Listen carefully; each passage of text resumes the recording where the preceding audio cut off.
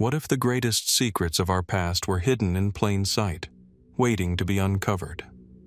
There are stories so dark, so twisted, they defy explanation, echoes of forgotten horrors and unsolved enigmas that have haunted humanity for centuries. What happened to the lost civilizations whose ruins still whisper their names in the wind? What's lurking in the shadows of history's most chilling unsolved mysteries? Join us as we unravel the threads of history's darkest corners. So sit back, relax, and let's dive into 3 hours of the unspeakable, where truth and myth blur and the unknown reigns supreme. In the dim-lit archives of European libraries, tucked away behind locked doors and forgotten shelves, lie maps that defy the conventional narrative of history. They are maps of the New World, drawn long before Columbus's fateful journey in 1492. Some of these maps date back to the 1400s, centuries before most of Europe had any real knowledge of the Americas. Their intricate details, showing coastlines, rivers, and even cities, suggest a level of cartographic sophistication that shouldn't have been possible for that era. One of the most intriguing of these artifacts is a series of Portuguese maps, rumored to have been created by explorers who ventured across the Atlantic well before the official age of discovery. Known as the Portugalia, these maps are a puzzle. What makes them so captivating is not just the accuracy of the places they depict, but the regions they show, places that, according to accepted historical records, should have been completely unknown to Europeans at the time. How could these cartographers, working in the 15th century, have possibly known about the coastlines of South America, the Caribbean islands, and the mysterious ruins scattered across the continent? Their depictions aren't simply vague sketches or hypothetical guesses. They contain detailed, realistic representations of lands and cultures that wouldn't be officially discovered by Europeans for another 100 years. What was the source of this knowledge? Was it based on direct exploration, or did the Portuguese have access to knowledge that has since been lost to history? For centuries, the existence of these maps was largely dismissed as myth or folklore. Scholars and historians argued that they were nothing more than fanciful creations, perhaps even hoaxes meant to elevate the prestige of Portuguese exploration. Yet, as the maps have resurfaced in recent decades, many questions have remained unanswered. How did the Portuguese, one of the early European powers to establish maritime exploration, obtain such detailed information? Were they secretly sailing to the Americas hundreds of years before Columbus? Or is there another explanation altogether? Some researchers point to a surprising possibility: the ancient seafaring knowledge passed down by civilizations such as the Phoenicians, the Carthaginians, or even the ancient Egyptians. Could these cultures, known for their extraordinary maritime skills, have made voyages across the Atlantic long before the official record acknowledges?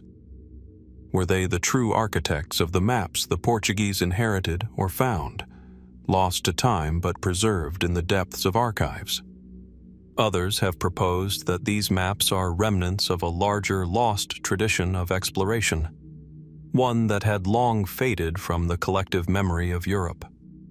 If these maps were drawn based on real voyages, the implications are staggering. Could there have been a pre-Columbian exchange of knowledge, trade, and culture between the old and new worlds? Were the Portuguese simply rediscovering what had once been a flourishing transatlantic connection that was forgotten in the wake of the rise of the European empires? At the heart of this mystery lies a haunting question. If the Portuguese knew of the Americas in the 1400s, why did they never claim these lands? Why, if they had such detailed knowledge, did they wait until the late 15th century to officially venture across the Atlantic? Some speculate that the Portuguese may have been bound by a secret pact with other European powers, or perhaps their motivations were political, not exploratory. But the most compelling and unsettling possibility remains that the maps were evidence of an even older, forgotten history of the world, one in which distant lands were not as isolated as history has led us to believe. The very existence of these maps hints at a time when global connections were far more widespread, perhaps even beyond what we are prepared to accept. And so, the mystery persists. The lost Portuguese maps of pre-Columbian America remain an enigma, a tantalizing glimpse into a forgotten chapter of history. What secrets do they hold? What could they reveal about the true nature of ancient exploration? As we continue to search for answers, one thing is clear. There is still much more to uncover about the forgotten links between the old world and the new, and the maps that may hold the key.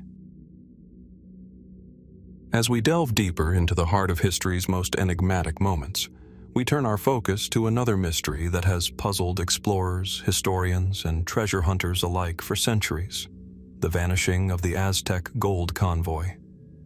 Picture, if you will, the year is 1520, and the Spanish conquistadors under Hernán Cortés have already decimated the mighty Aztec Empire. The city of Tenochtitlan, now in ruins, was once home to an empire that had accumulated treasures beyond imagining. Gold, jewels, precious metals, more than any European could have fathomed, were hidden deep within the heart of the Aztec capital. But Cortés and his men were not content with the plunder they had already seized. They desired more. In the wake of the conquest, a fleet of Spanish soldiers set out on a mission to transport the Aztec treasures, including vast quantities of gold from the heart of Mexico to the Spanish port of Veracruz. This convoy, brimming with riches, was meant to signify the culmination of Cortés's brutal campaign, an act that would solidify his position as one of the wealthiest and most powerful men in the world. But the convoy never made it. The expedition, which left Tenochtitlan in the summer of 1520, consisted of a heavily guarded line of wagons and boats loaded with gold and other treasures, enough to make even the most seasoned conquistador salivate. It was to be a monumental journey, taking the spoils of war through treacherous terrain and across unpredictable rivers. The soldiers, once confident in their mission, never returned, and neither did the gold. As the months passed, rumors swirled. Some claimed that the convoy had been lost to ambushes by rival indigenous tribes, eager to reclaim their stolen treasures. Others suggested that the soldiers had been overwhelmed by disease or bad weather. Yet no one truly knew for certain what had happened to the gold, and over time, the story faded into obscurity, swallowed by the dense jungle of Mexico's history. Yet there are those who believe the story is far from over, that the gold remains hidden somewhere, waiting to be rediscovered.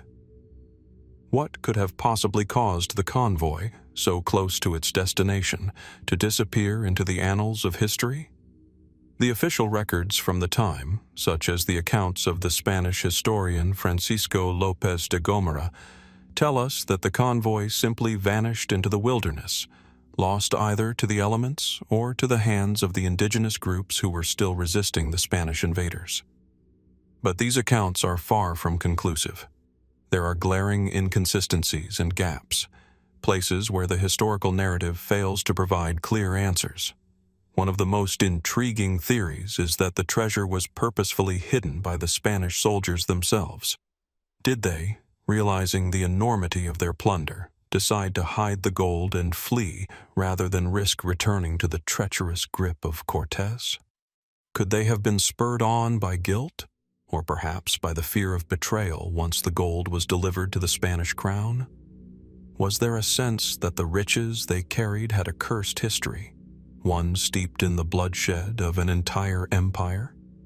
Adding to the mystery is the possibility that the indigenous people, having endured the brutal conquest, might have intervened in their own way.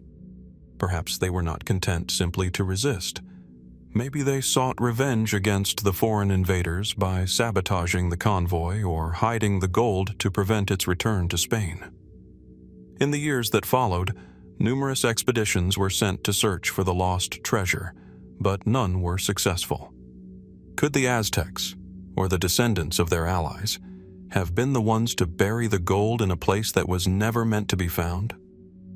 One particularly compelling theory involves the fate of a man named Martín López, a Spanish shipwright who had been involved in the construction of Cortés' fleet.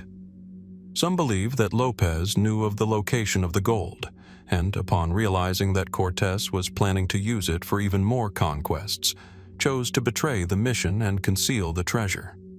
If true, this would not be the first time greed and betrayal had guided the fate of history's lost riches. But could there be a more mystical explanation? The lore surrounding the Aztec Empire is filled with stories of sacred objects imbued with spiritual significance, and gold was no exception. The Aztecs were known to believe that their treasures, particularly those crafted from precious metals, were vessels for the gods themselves. Could it be that the gold convoy was not simply a material wealth to be hoarded by the Spanish, but a divine relic, one that was never meant to leave the land of the Aztecs? Did the very earth conspire to protect the treasure, swallowing it up as if it had never been there? Perhaps the mystery of the missing convoy is not one of theft, betrayal, or greed, but a mystery of something far deeper, an event that eludes even our most logical explanations. What we are left with is a trail of questions. Where did the gold go? Was it buried beneath the dense forest, hidden by time and nature? Or did it end up in the hands of those who sought to erase its existence from the historical record entirely? The truth remains elusive, and the mystery only grows more complex as new theories and clues continue to surface. For centuries, treasure hunters have combed the jungles of Mexico, scouring the ruins of the Aztec Empire, hoping to stumble upon even a fraction of the lost riches. The treasure may never be found, but perhaps the real question is not where the gold is, but why it was hidden in the first place. And so, we find ourselves left with another mystery in history's deep and shadowed vault. The Aztec Gold Convoy, a treasure that, like so many others, may remain forever beyond our reach. But might there still be something waiting to be uncovered, hidden just beneath the surface of history? As we continue our journey through the weirdest mysteries of the past, one thing is certain: the truth about the gold may be more elusive than we think. As we continue our journey through the shadows of history, we now turn to a mystery that remains locked in the vault of time, an enigma that has left generations of scholars and historians scratching their heads. Yet still, we find no clear answers. It is the mystery of the lost library of Matthias Corvinus, the magnificent collection of knowledge amassed by one of Europe's most visionary kings, only to vanish without a trace. Imagine Hungary in the late 1400s, a time of great intellectual awakening and political ambition. Matthias Corvinus, a king known for his military prowess and keen sense of statecraft, was equally a patron of the arts and learning. His reign marked the height of the Hungarian Renaissance, a period that saw the construction of grand libraries, the commissioning of artworks, and the flourishing of humanism. At the heart of his empire stood the royal court in Buda, and within it, a library that would soon rival the greatest collections of Europe. The library of King Matthias was said to contain over 2,000 manuscripts, many of which were handwritten works of art, produced by the finest scribes and artists of the age. These texts spanned a wide array of subjects, from philosophy and science to history, theology, and the classics of ancient Greece and Rome. The king's personal interest in knowledge and the humanist ideals of the time drove him to collect rare books and manuscripts from across Europe, many of which had never before been seen in Hungary. This library was no mere collection of books. It was an intellectual treasure trove, a testament to the Renaissance belief in the power of knowledge. The manuscripts were not just functional texts. They were works of great artistic value, often elaborately decorated with illuminations and intricate bindings. Some sources suggest that Matthias Corvinus's library even housed ancient Greek and Latin texts that were otherwise lost to time. It was, by all accounts, one of the finest libraries of its day, a reflection of the king's commitment to scholarship and the preservation of knowledge. But then, in the early 16th century, something extraordinary happened. Matthias died in 1490, and his ambitious plans for Hungary were left unfinished. In the wake of his death, his library, which had once been the pride of his court, was dismantled. The manuscripts were scattered, lost, or stolen, and the collection that had once represented the pinnacle of intellectual achievement in Hungary was erased from history. So what happened to the fabled library? How could such a treasure, once so prized, vanish into the ether? The historical records provide only fragments of an answer. In the aftermath of Matthias's death, his successor, King Vladislaus II, struggled to maintain control over the Hungarian kingdom. The political turmoil of the time likely played a role in the disintegration of the royal library.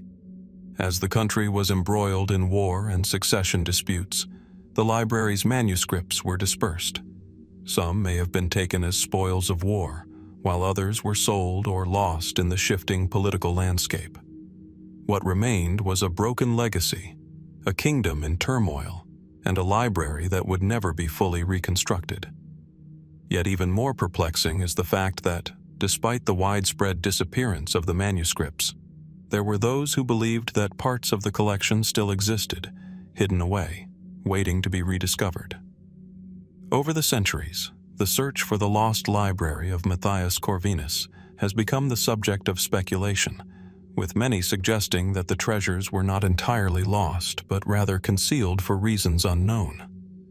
In the 16th and 17th centuries, rumors began to circulate that some of the manuscripts had found their way into private collections. Scholars and bibliophiles in other parts of Europe claim to have acquired pieces of Matthias's library, although the provenance of these texts was often murky. Were they genuine or merely inspired imitations? The lack of concrete evidence only deepened the mystery, leading some to believe that the library's manuscripts were deliberately hidden, either to preserve them from destruction or to protect them from political instability. One of the more enduring theories about the fate of the library suggests that its contents were smuggled out of Hungary and hidden in the far reaches of Europe. Some speculate that Matthias's most prized works found their way into the libraries of Venice, Paris, or even Constantinople. Could the manuscripts have been smuggled out through secret channels, perhaps by loyal courtiers or scholars desperate to preserve the king's vision? If so, where are these lost texts now? Others wonder if the disappearance of the library was not simply a consequence of war and political strife, but a deliberate act of erasure. Were the manuscripts hidden not out of love for knowledge, but out of fear? Could it be that Matthias's collection contained ideas that were considered dangerous, heretical, or subversive? Were some of the texts destroyed or hidden to prevent their dangerous influence from spreading? The political climate of the time, with its ongoing tensions between the Catholic Church and the growing humanist movement, makes this theory seem more plausible. Was the library's disappearance, then, a deliberate act of censorship meant to ensure that the ideas contained within it would not challenge the established order? Perhaps the most tantalizing theory of all is that the lost library of Matthias Corvinus still exists, buried deep beneath the earth, its treasures locked away in some forgotten vault. Some have suggested that the library might have been secreted away in the ruins of Buda, or hidden in a remote monastery somewhere in the Hungarian countryside. Is it possible that future generations, with the right knowledge and the right tools, might yet uncover the remnants of this lost intellectual treasure? The truth remains elusive, and with every passing year, the search for the library grows more complex.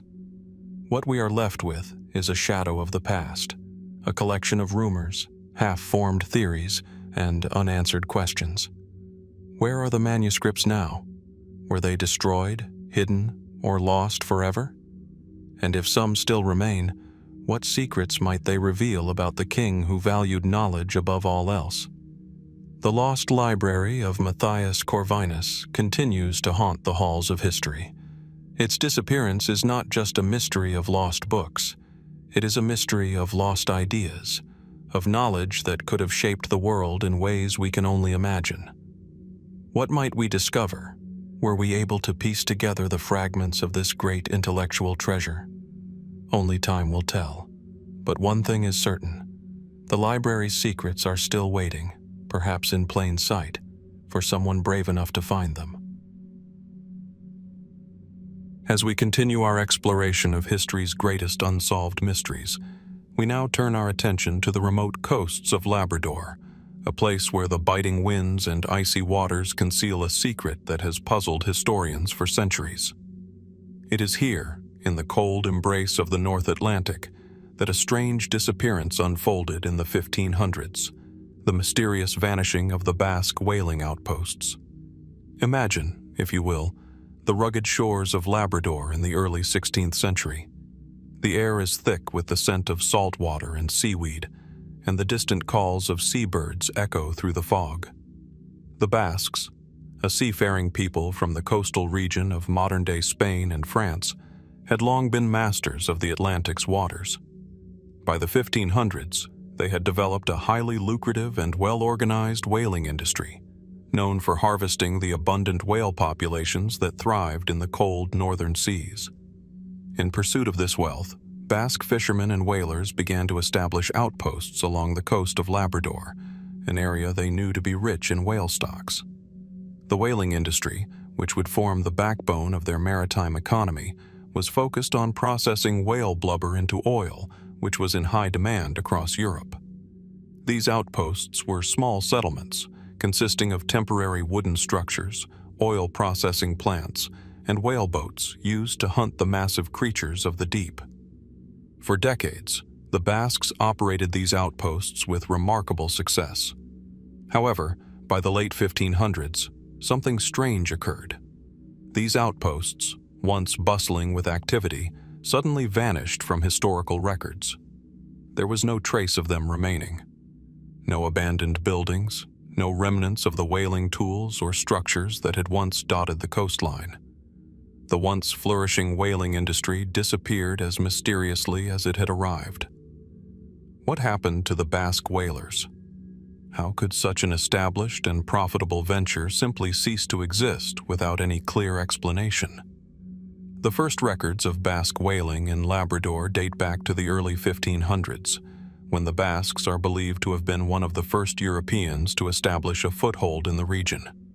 Their whaling settlements were established along the coasts of modern-day Newfoundland and Labrador, well before English and French explorers arrived in North America. For nearly a century, these outposts thrived. The Basques had mastered the techniques of whale hunting, and their oil was a highly sought-after commodity back in Europe. But by the late 16th century, Basque whalers in Labrador vanished. The outposts, once hubs of activity, were completely abandoned, leaving behind only the faintest traces of their existence. Was it simply the result of economic collapse? The end of the profitable whaling industry as whale populations dwindled? Or was there something more sinister at play? The mainstream historical explanation suggests that the disappearance of the Basque whaling outposts was likely due to a combination of factors: overhunting, changing economic conditions in Europe, and perhaps most significantly, increasing competition from other European powers, such as the English and the French. As the demand for whale oil grew, other nations began to take an interest in the rich waters of the North Atlantic. The Basques, already stretched thin with the demands of their other ventures, may have found themselves pushed out by these rising powers, leading to the abandonment of their whaling operations in Labrador. But this theory, though plausible, leaves many questions unanswered. If the Basques were indeed driven out by the French or English, why did they not attempt to return?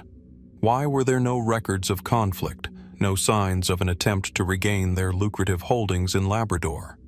The whaling outposts were not simply abandoned, they disappeared without a trace. The Basques, known for their strong maritime traditions, were not known to give up their claims so easily. So what happened? Some theories suggest that the Basques may have encountered a far more immediate threat: the indigenous peoples of the region. The Mi'kmaq, Beothuk, and Inuit were all native to the area, and their relationships with European settlers were often complex and fraught with tension. Were the Basque whalers pushed out by hostile encounters with these native groups? Or, perhaps more troubling, could the whalers have been targeted in a coordinated attack? The historical record is silent on this front, leaving room for speculation. Yet, there are even darker theories. Some suggest that the disappearance of the Basque outposts may have been the result of a mysterious, unforeseen catastrophe, perhaps an epidemic that wiped out the settlers, or a disaster at sea that claimed the whaling fleets in one swift, violent event. The harsh and unpredictable nature of the Labrador coastline could have easily turned against the whalers. Were their outposts struck by a sudden and deadly storm, or were the whalers victims of some other force, lost to the ocean forever? And then, there are the more fringe theories, those that speak of conspiracy, secrecy, and intentional erasure. Could the Basques have hidden their presence in Labrador for some reason, choosing to withdraw entirely from the region to protect their maritime secrets? Did they have a vested interest in keeping their whaling operations hidden from other European powers, and in doing so, erased all traces of their settlements to avoid detection? Some even suggest that the Basques may have discovered something in Labrador that they wished to keep from the rest of Europe, a hidden treasure, or perhaps a resource of immense value, so critical to their success that they decided to abandon their outposts entirely to protect it. Could there have been something more valuable than whale oil waiting to be uncovered in those remote shores? Perhaps most tantalizing of all is the idea that the Basques, masters of the sea and known for their secretive nature, may have decided to relocate their whaling operations, leaving behind only a few scattered clues that would never be enough for outsiders to unravel the mystery. Did they simply vanish into the historical fog, leaving nothing but rumors and whispers of their once great presence in Labrador? The truth, it seems, is still elusive. The Basque whaling outposts of Labrador remain a ghostly enigma, a chapter of history that defies conventional explanation. Did they fall victim to the harsh realities of the environment, or did something more complex and perhaps more tragic cause their disappearance? As we search the records, piecing together what little remains, one question lingers. What if the Basques left behind not just a whaling operation, but a mystery? One that, like the whales they once hunted, may be lost to time but never truly forgotten. The mystery of the Basque whaling outposts, like so many others, continues to defy our understanding, urging us to consider what secrets might still lie beneath the ice-cold waters of Labrador, waiting to be uncovered. As we move further into the depths of history's most perplexing mysteries, we find ourselves drawn to an object that has fascinated scholars, cartographers, and treasure hunters for centuries: the Piri Reis map. Created in 1513 by the Ottoman admiral and cartographer Piri Reis, this map stands as a cryptic testament to the extent of the knowledge of the ancient world, and more specifically, to the mystery of how such knowledge was acquired. The Piri Reis map is not a simple nautical chart. It is a beautifully detailed depiction of the coastline of the Americas, particularly South America, drawn with a precision that belies the understanding of geography that was believed to exist at the time. The map's historical significance is rooted in its intricate details, showing not only the Americas but also parts of Europe, Africa, and even Antarctica, long before the continent was discovered by modern explorers. But it's the peculiar elements of the map and the history surrounding its creation that make it one of the most mysterious documents to ever surface. The map itself was constructed on a piece of parchment, roughly 24 by 16 inches, and it is drawn with remarkable accuracy for its time. What's most striking about the map is not just its artistic quality, but the regions it depicts. Along the coastline of South America, Piri Reis includes highly detailed landforms that seem to suggest an advanced understanding of the geography of the continent, particularly in areas that would have been unknown to European explorers at the time. But perhaps the most astonishing aspect of the map is the depiction of Antarctica, an icy, desolate landmass that, according to the accepted historical record, was not discovered until centuries later. The coastline shown in the map's representation of Antarctica is not only precise, but remarkably free of the ice sheets that cover the continent today. How could Piri Reis have drawn such a map in 1513, when the continent was still undiscovered by Europeans and its icy expanse was not even a concept? The Piri Reis map is part of a larger collection of maps created by the Ottoman admiral, all of which were based on earlier sources. What makes the Piri Reis map so compelling is that it incorporates elements of maps from much older civilizations, maps that were either lost to history or never fully understood. The map is said to be based in part on sources that came from the ancient Egyptians, the Phoenicians, and even earlier, more speculative origins. How could these long-forgotten cultures have mapped Antarctica? And why would Piri Reis have chosen to include such an anachronistic feature on his map? Mainstream scholars have long suggested that the Piri Reis map is simply a product of its time, a sophisticated work of a skilled cartographer who had access to the latest knowledge available.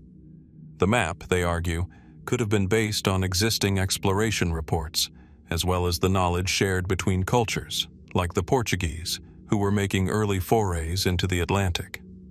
The detailed coastline of South America, for example, could have been derived from the voyages of the Spanish and Portuguese explorers, who had been mapping the New World for decades before Piri Reis's time. But what of Antarctica? The mainstream explanations fall short when confronted with the uncanny accuracy of the landmass's depiction. How could such knowledge exist long before any European expedition to the frozen continent? Was it possible that the map's origins date back much further than the 16th century? Some have suggested that Piri Reis may have inherited older sources, lost to time, which contained geographical knowledge far beyond what was known in his era. Other theories delve into more speculative realms, suggesting that the Piri Reis map may hold the key to an even greater mystery. Could ancient civilizations, like the Egyptians or the Phoenicians, have explored the world on a global scale, mapping distant continents, including Antarctica, long before modern exploration began? This would imply that the knowledge of the Earth's geography was far more advanced in antiquity than we have traditionally believed. Did some unknown ancient civilization possess the tools and navigational skills to chart distant lands that were later lost to history? Or, as some have suggested, could the map be a fragment of a larger, forgotten tradition of global exploration that was erased from our collective memory? The mystery becomes even deeper when we consider the origins of the sources used by Piri Reis. How did the admiral come into possession of maps drawn by ancient civilizations? According to some interpretations, Piri Reis may have had access to a wealth of ancient texts and charts, many of which have since disappeared. The inclusion of precise details about South America and Antarctica on a map created in the early 16th century suggests that these sources contained knowledge passed down through generations, perhaps preserved in secret, forgotten libraries or royal collections. But where are those maps now? Could they still be hidden, awaiting rediscovery? Some fringe theories propose that the Piri Reis map is evidence of a lost civilization with global reach, perhaps even an advanced prehistoric culture that had the ability to explore and map the world long before recorded history. These theories often cite the precision of the map's representation of landforms and coastlines that would have been virtually impossible to chart with the technology available at the time. Is it possible that Piri Reis was not the author of the map, but rather a compiler of knowledge from an ancient and mysterious source passed down through secret channels? Yet, despite the fascinating possibilities, the true origins of the map remain elusive. The Piri Reis map is a fragment of a larger puzzle, a piece of a much broader mystery. If the knowledge depicted on the map is accurate, then it suggests the existence of an ancient tradition of exploration and cartography that has yet to be fully understood. But if that knowledge was passed down through the centuries, then why has it remained hidden, forgotten, or suppressed? What happened to the rest of the maps and sources that Piri Reis is said to have drawn upon? Were they destroyed or concealed to prevent the secrets they contained from being revealed? As we ponder these questions, we are left with an undeniable truth. The Piri Reis map is not just a cartographic curiosity. It is a doorway to a much larger mystery. Its depiction of Antarctica, along with its unusual accuracy of distant coastlines, speaks of a lost history, one that may have been erased or hidden from the public eye. The story behind the map may lie in ancient knowledge that was once known to a few, but now rests in the realm of legend and speculation. The truth remains elusive, locked within the parchment and ink of Piri Reis's creation. What secrets lie behind the lines and curves of this map? And what did its creator truly know? As we continue to explore history's greatest mysteries, the Piri Reis map invites us to question the very foundation of our understanding of the past. Perhaps in time, we will uncover the answers. Or perhaps, like the map itself, some mysteries are meant to remain lost to history. As we continue our exploration of history's most curious and unresolved mysteries, we now turn our attention to an enigmatic figure from the early 15th century, Sir Henry Sinclair, a Scottish nobleman whose name is linked to one of the most puzzling and debated expeditions in maritime history. The mystery surrounding his supposed voyage across the Atlantic and its possible connection to North America remains a subject of intrigue, speculation, and intense debate among historians and researchers. Picture, if you will, the wind-swept cliffs of the Orkney Islands off the northern coast of Scotland. It is the early 1400s, and Sir Henry Sinclair, a man of noble birth and considerable influence, stands at the helm of a bold venture, one that would, in the annals of history, be considered far ahead of its time. Sinclair, it is believed, set out on a daring expedition, not just to explore the seas surrounding his homeland, but to chart distant shores across the Atlantic toward the New World, centuries before Columbus made his historic voyage. While the mainstream historical narrative credits Christopher Columbus with discovering the Americas in 1492, there is a theory that suggests that Sinclair and his fleet may have reached the coasts of North America nearly a century earlier, sailing from Scotland, navigating the treacherous waters of the Atlantic, and arriving in what we now know as the northeastern shores of Canada. Some claim that Sinclair's voyage might have even reached as far as Newfoundland, or that it could have established a settlement in the New World long before the Spanish, English, or French made their own claims. The mystery of Henry Sinclair's expedition is complicated by the lack of hard evidence, leaving us with little more than circumstantial clues and fragments of legend. The historical record is vague, with most of what we know about Sinclair's voyage coming from later accounts, often written centuries after the event. According to these sources, Sinclair was a prominent member of the Scottish nobility and a well-connected figure in Europe's political and maritime circles. He was also known to have had a keen interest in exploration, and some suggest that he may have been involved in secretive or hidden activities during his lifetime. What makes Sinclair's supposed voyage so intriguing is the suggestion that it may have been part of a larger, more mysterious narrative. Was Sinclair's journey to the Americas a purely personal venture, driven by a desire for wealth and glory? Or was there something more at play, something involving secret knowledge or even ancient maritime traditions that had long been forgotten? The most tantalizing clues about Sinclair's expedition come from a series of mysterious reports, as well as a series of potential connections between Sinclair and known explorers. According to some accounts, Sinclair set sail around 1398 or 1399, leading a fleet of ships across the Atlantic with the aim of establishing new trade routes, possibly even forging alliances with the indigenous peoples of North America. One of the most famous and still debated claims is that Sinclair made it as far as Newfoundland, or possibly the Gulf of St. Lawrence, where he may have encountered a group of indigenous peoples. But the mystery doesn't end with Sinclair's supposed voyage. There are additional compelling pieces of the puzzle that add layers of intrigue to this story. One of the most controversial pieces of evidence is the so-called Sinclair Stone, a large, weathered rock found in the late 19th century near the shores of Nova Scotia. The stone features a set of cryptic markings that some believe to be a form of runic script, an ancient language associated with the Norse, and one that might suggest Viking exploration in the Americas long before Columbus's time. This stone, some argue, could be evidence that Sinclair's fleet was not the first European group to reach the shores of North America.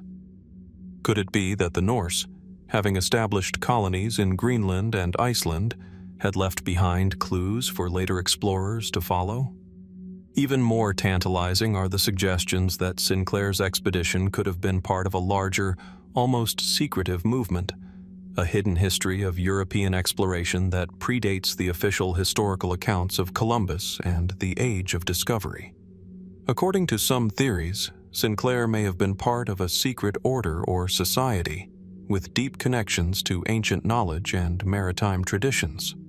The theory, often referred to as the Templar hypothesis, suggests that Sinclair's journey across the Atlantic could have been tied to the legendary Knights Templar, a medieval religious and military order known for its vast wealth, secretive activities, and mysterious legacy. Could the Templars have passed down knowledge of ancient navigation routes, perhaps even charting the Americas long before they were discovered by Columbus? But what of the actual fate of Sinclair's expedition? Did it truly reach the shores of North America? And if so, what happened to Sinclair and his men? The historical record is sparse and contradictory. Some suggest that Sinclair's fleet established a short-lived colony or trading post, while others believe that the expedition met with disaster, possibly sinking or being lost to time. Some even speculate that Sinclair himself may have died during the journey or shortly afterward, leaving no trace of the voyage to continue. There is also the possibility that Sinclair's expedition was deliberately erased from history. In the centuries following his disappearance, Scotland experienced political upheaval with shifting allegiances and changing power dynamics. The official records of Sinclair's travels may have been deliberately suppressed, either to prevent rivals from claiming credit for the discovery of the Americas or to protect the secrets of his mysterious voyage. Could it be that the story of Henry Sinclair was intentionally obscured, leaving us with only fragments of truth hidden within myth and legend? As we piece together the fragmented accounts and conflicting theories surrounding Henry Sinclair's supposed voyage, we are left with more questions than answers. Was Sinclair truly one of the first Europeans to cross the Atlantic, establishing contact with the indigenous peoples of the New World long before Columbus set sail? Or was his voyage simply a footnote in history, lost to time and myth? If he did reach the Americas, where did his fleet go, and what became of the men who accompanied him? The mystery of Henry Sinclair's expedition raises profound questions about the nature of exploration, discovery, and the way we understand the past. Could there be lost chapters in history, hidden accounts of voyages and settlements that have yet to be uncovered? What knowledge might still be waiting to be found, buried beneath centuries of uncertainty and erasure? The fate of Henry Sinclair's supposed expedition may remain one of history's greatest unanswered questions. But as we continue to investigate the remnants of his journey, both the physical and the mythological, we are reminded that history is far from fixed. The truth may yet be out there, hidden in the forgotten corners of the world, waiting for someone to uncover the secrets of the past. As we continue our journey through history's most compelling and unresolved mysteries, we now turn our attention to an object shrouded in secrecy and intrigue, the Rohonc Codex. This peculiar manuscript, believed to date back to the 16th century, has baffled historians, linguists, and cryptographers for centuries. Despite its extensive study, the true origins, purpose, and meaning of the Rohonc Codex remain as elusive as the very secrets it holds. Picture, if you will, a dusty, leather-bound book sitting in a darkened library, its pages yellowed with age. The Rohonc Codex is no ordinary manuscript. It is a puzzle, a relic of an unknown time, filled with strange symbols and images that defy conventional understanding. The Codex is written in an unknown script, a series of intricate characters that resemble no known language, past or present. There are no direct references to the language or the people who might have created it, leaving researchers to speculate about its origins. The manuscript consists of 87 folios, each adorned with these enigmatic symbols, along with illustrations that depict a wide range of subjects: people, animals, religious iconography, and scenes of what appear to be rituals, ceremonies, and battles. The drawings are both beautiful and perplexing, as though they belong to a distant culture or a long-lost civilization.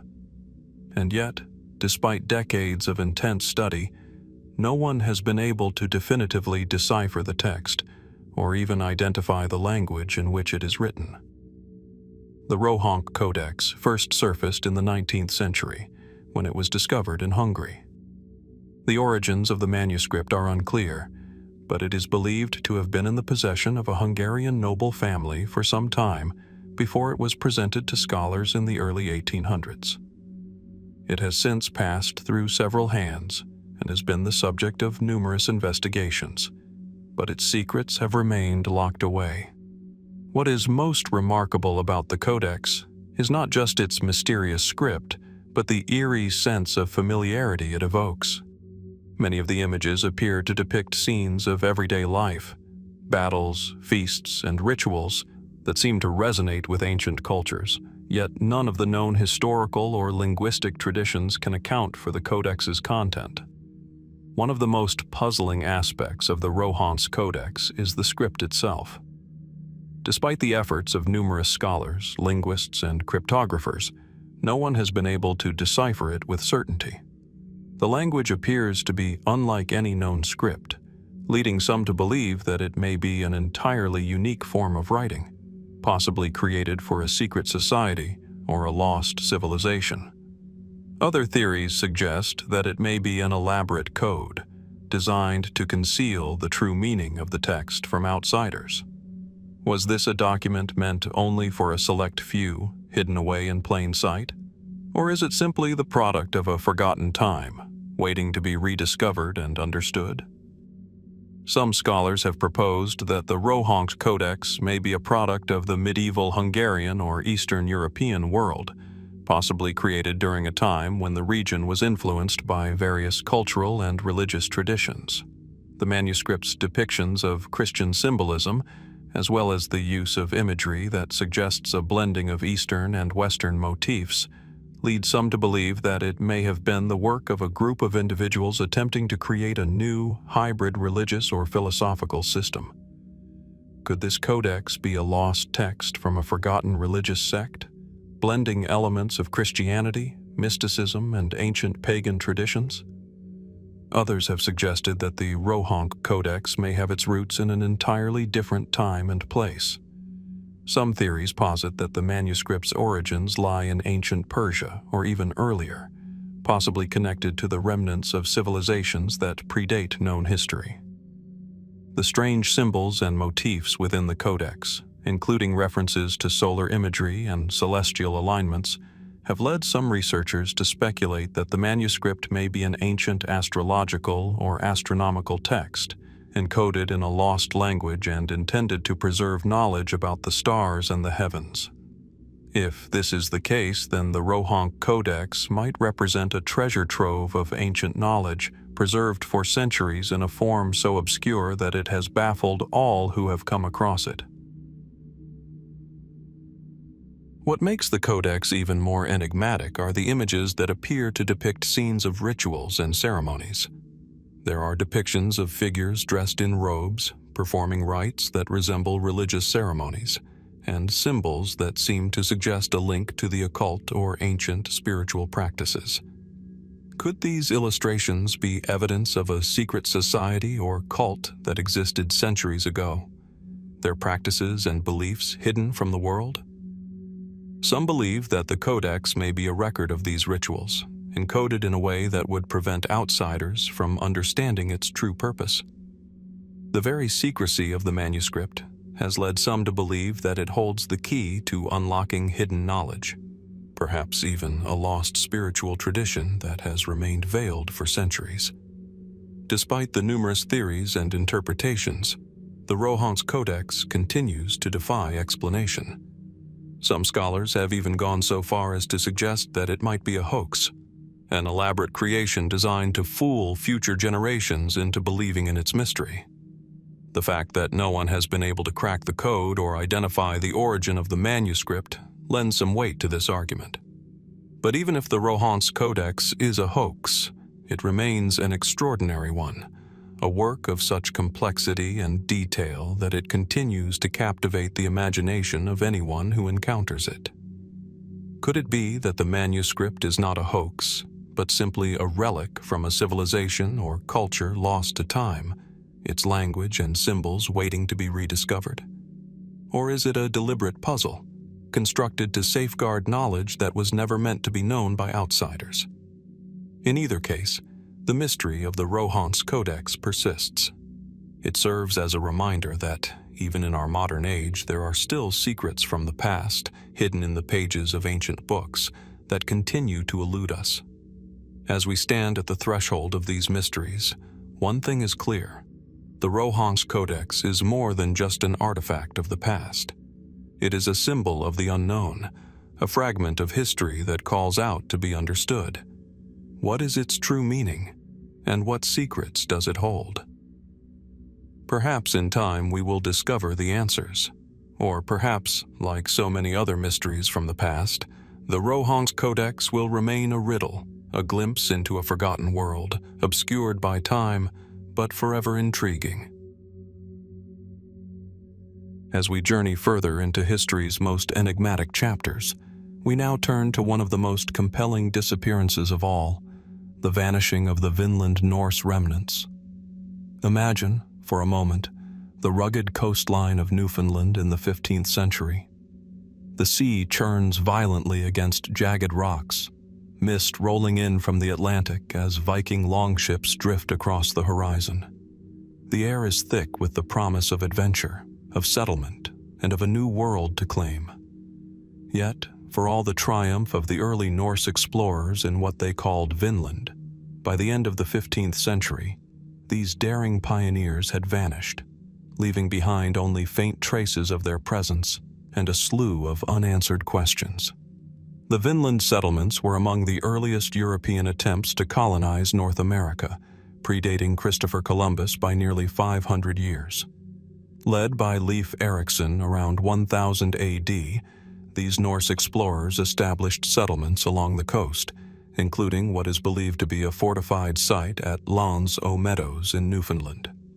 This site, discovered in the 1960s, marked the first verified evidence of European contact with North America, long before the age of exploration.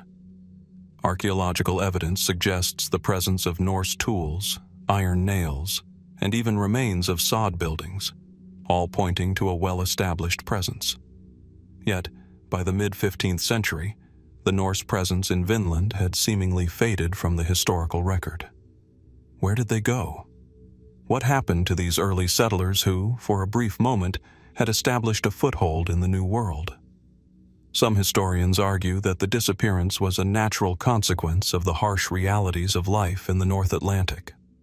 The Norse were known for their resilience, but the environment they settled in was unforgiving.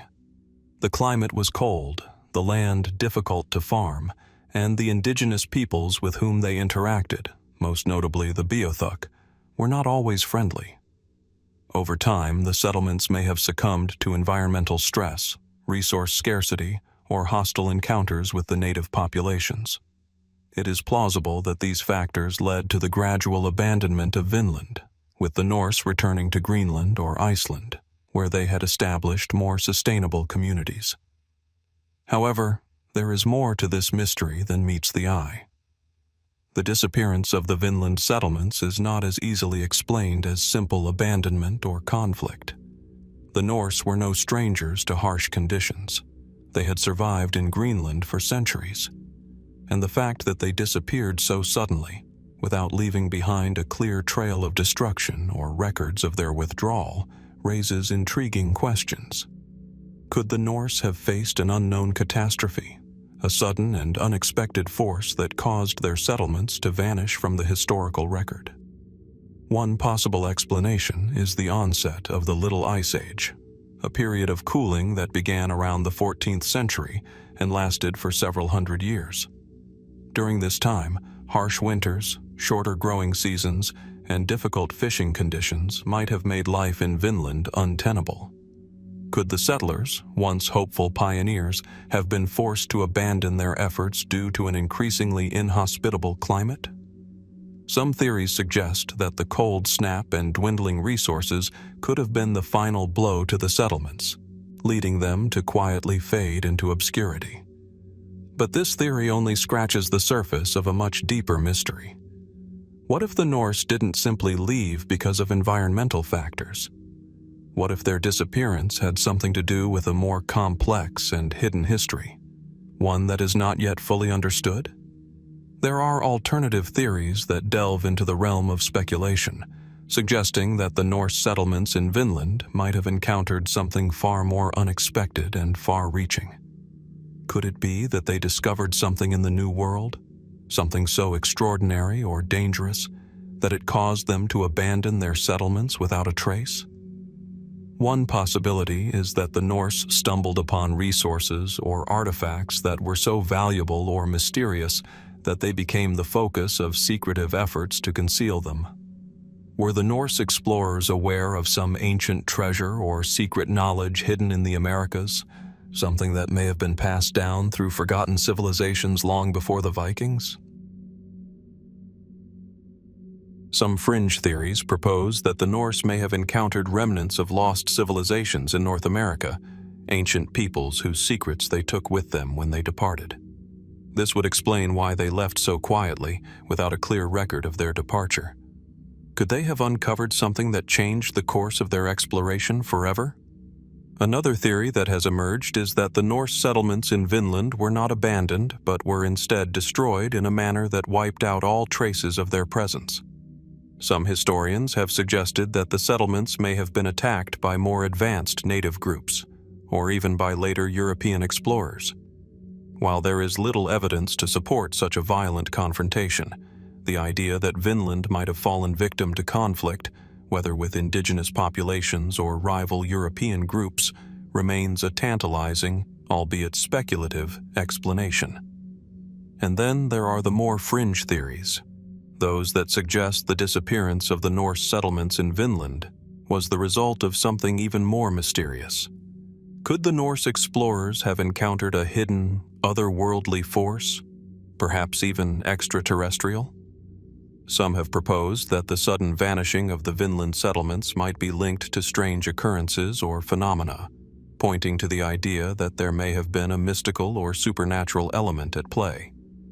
While this idea is widely regarded as far-fetched, it speaks to the continued allure of the unknown and the possibility that history's mysteries may be more complex than we can imagine.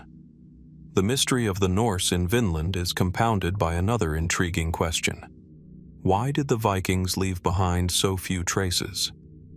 Archaeological evidence of their presence is limited to a few key sites, most notably Lons O Meadows, which suggests a small but established community.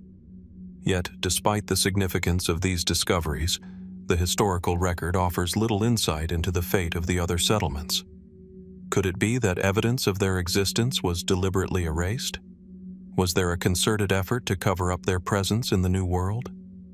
Some researchers have suggested that the Norse may have had contact with other, more secretive groups during their voyages. What if, like other explorers before and after them, they encountered cultures or civilizations whose existence was never documented, either due to their hidden nature or because of deliberate efforts to maintain secrecy? What if the history of the Norse in North America, already a secret in many ways, remains buried, waiting to be uncovered? In the end, the mystery of the Vinland Norse settlements may never be fully resolved. The questions that remain unanswered: what exactly caused the disappearance of the Norse settlers? Were they the victims of a hidden catastrophe, or were they erased from history for other, less understood reasons? Continue to captivate our imaginations. And while we may never know the full story of what happened to the Vikings in Vinland, one thing is clear: the mystery of their disappearance endures, a quiet riddle hidden in the windswept lands of North America, waiting for someone to discover the answers. As we continue to peel back the layers of history's greatest enigmas, we find ourselves at the doorstep of one of the most beautifully intricate and puzzling sites in all of Europe, Rosslyn Chapel, located just outside Edinburgh, Scotland. Its grandeur and mystery have long captured the imagination of those who visit, and for good reason. Rosslyn Chapel, with its stunning carvings and ornate architecture, is a place where the sacred and the secret seem to intertwine, and where unanswered questions linger like shadows in the intricate stonework. The chapel was constructed in the mid-1400s by Sir William St. Clair, a nobleman who belonged to a family with deep ties to the Knights Templar and other esoteric traditions. On the surface, Rosslyn Chapel appears to be a remarkable piece of medieval architecture, a place of worship with soaring arches, delicate columns, and meticulously carved reliefs. However, as soon as one steps inside, the chapel reveals an unsettling sense of something more, something not fully explained, not entirely understood. The walls are covered in mysterious symbols, cryptic figures, and elaborate carvings, many of which seem to defy straightforward interpretation. It is a place where history and myth collide, where hidden meanings seem to whisper through the stones. The most famous mystery surrounding Rosslyn Chapel is the so-called unfinished symbol system that adorns its walls. These symbols, ranging from geometric patterns to mythological creatures and biblical figures, are thought to hold some deeper significance, yet no one has ever been able to decode their full meaning. Some of these symbols, notably the carvings of flowers, fruits, and other seemingly random motifs, appear incomplete or oddly placed, as though they were meant to be part of a larger, more complex system of knowledge. The fact that the chapel's construction was left unfinished only adds to the intrigue. Were these symbols part of an unfinished plan, a deeper design meant to be revealed at a later time? Or are they simply relics of a forgotten language, a long-lost code that time has erased? Among the most curious carvings in the chapel is the apprentice pillar, which has drawn considerable attention due to its unique design. The pillar is an intricate display of twisting vines and patterns, with an uncanny resemblance to the Tree of Life motif, a symbol found in many cultures. What makes the pillar even more mysterious is the story behind it. According to legend, the sculptor who created it, an apprentice, was said to have been murdered by his master in a fit of jealousy, allegedly because the master was so envious of the apprentice's skill in creating such a beautiful and intricate design. Was this a mere tale to explain the mysterious nature of the pillar, or does it hint at deeper, more secretive intentions hidden within the chapel's design? Beyond the apprentice pillar, the chapel is filled with hundreds of symbols that seem to be drawn from a variety of traditions and sources. There are references to the pagan and the Christian, the astrological and the alchemical, the ancient and the medieval. Among these, one of the most striking is the Green Man, a symbol that appears across medieval architecture and folklore, representing nature, rebirth, and the cycles of life. Its repeated presence in Rosslyn Chapel has led some to speculate that the chapel was built as a place to preserve ancient pagan knowledge, carefully hidden beneath the veneer of Christian symbolism. Could Rosslyn Chapel be more than a house of worship? Was it built as a vault of secrets, a repository for forgotten wisdom? As we delve deeper into the chapel's symbolism, we encounter a particularly fascinating feature: the so-called star charts carved into the chapel's walls. These intricate patterns, which appear to resemble astronomical maps, have sparked the imagination of many. Some theorists claim that these charts may have been intended to reflect astrological alignments, possibly offering insight into the ancient knowledge of celestial bodies. Were these charts meant to guide worshippers in their understanding of the cosmos, or were they part of a larger, hidden message, a map to something greater, something that transcended religious practice? One particularly intriguing theory suggests that the chapel may be a kind of time capsule, designed to preserve and protect a powerful secret knowledge, possibly tied to the lost secrets of the Knights Templar or even a hidden treasure. The St. Clair family, patrons of the chapel, had deep connections to the Templars, and there are persistent rumors that the chapel's symbols might be part of a coded map leading to a treasure hidden somewhere nearby. Whether the treasure in question is literal gold or something more abstract, such as esoteric knowledge or ancient manuscripts, the mystery remains unsolved. Could Rosslyn Chapel be a repository for a secret knowledge passed down through generations, hidden in plain sight for centuries? Of course, many historians argue that these theories are little more than speculation, based on the tendency to project modern ideas onto ancient structures. They suggest that the chapel's symbols were part of a medieval tradition of Christian symbolism, mixed with elements from earlier cultures, such as the Celts and the pagans. According to this view, the unfinished elements of the chapel's design may simply be the result of its incomplete construction. After all, Rosslyn Chapel was left unfinished for many years, possibly due to financial or logistical constraints. The so-called unfinished symbol system could therefore be nothing more than a reflection of the building's troubled construction history. However, this explanation fails to account for some of the more perplexing elements of the chapel's design. For example, why are some of the symbols so enigmatic, so abstract, that they seem deliberately cryptic? And why are some motifs repeated in such a manner that suggests they were part of a more elaborate system, a code that has since been lost? These are questions that continue to linger in the minds of those who study Rosslyn Chapel. The idea that the chapel's symbolism is purely decorative or religious seems increasingly inadequate in light of the more unusual features found within its walls. In addition to the symbols, there is also the question of the chapel's placement. Why was Rosslyn Chapel built in such a remote location, far from the bustling centers of medieval power?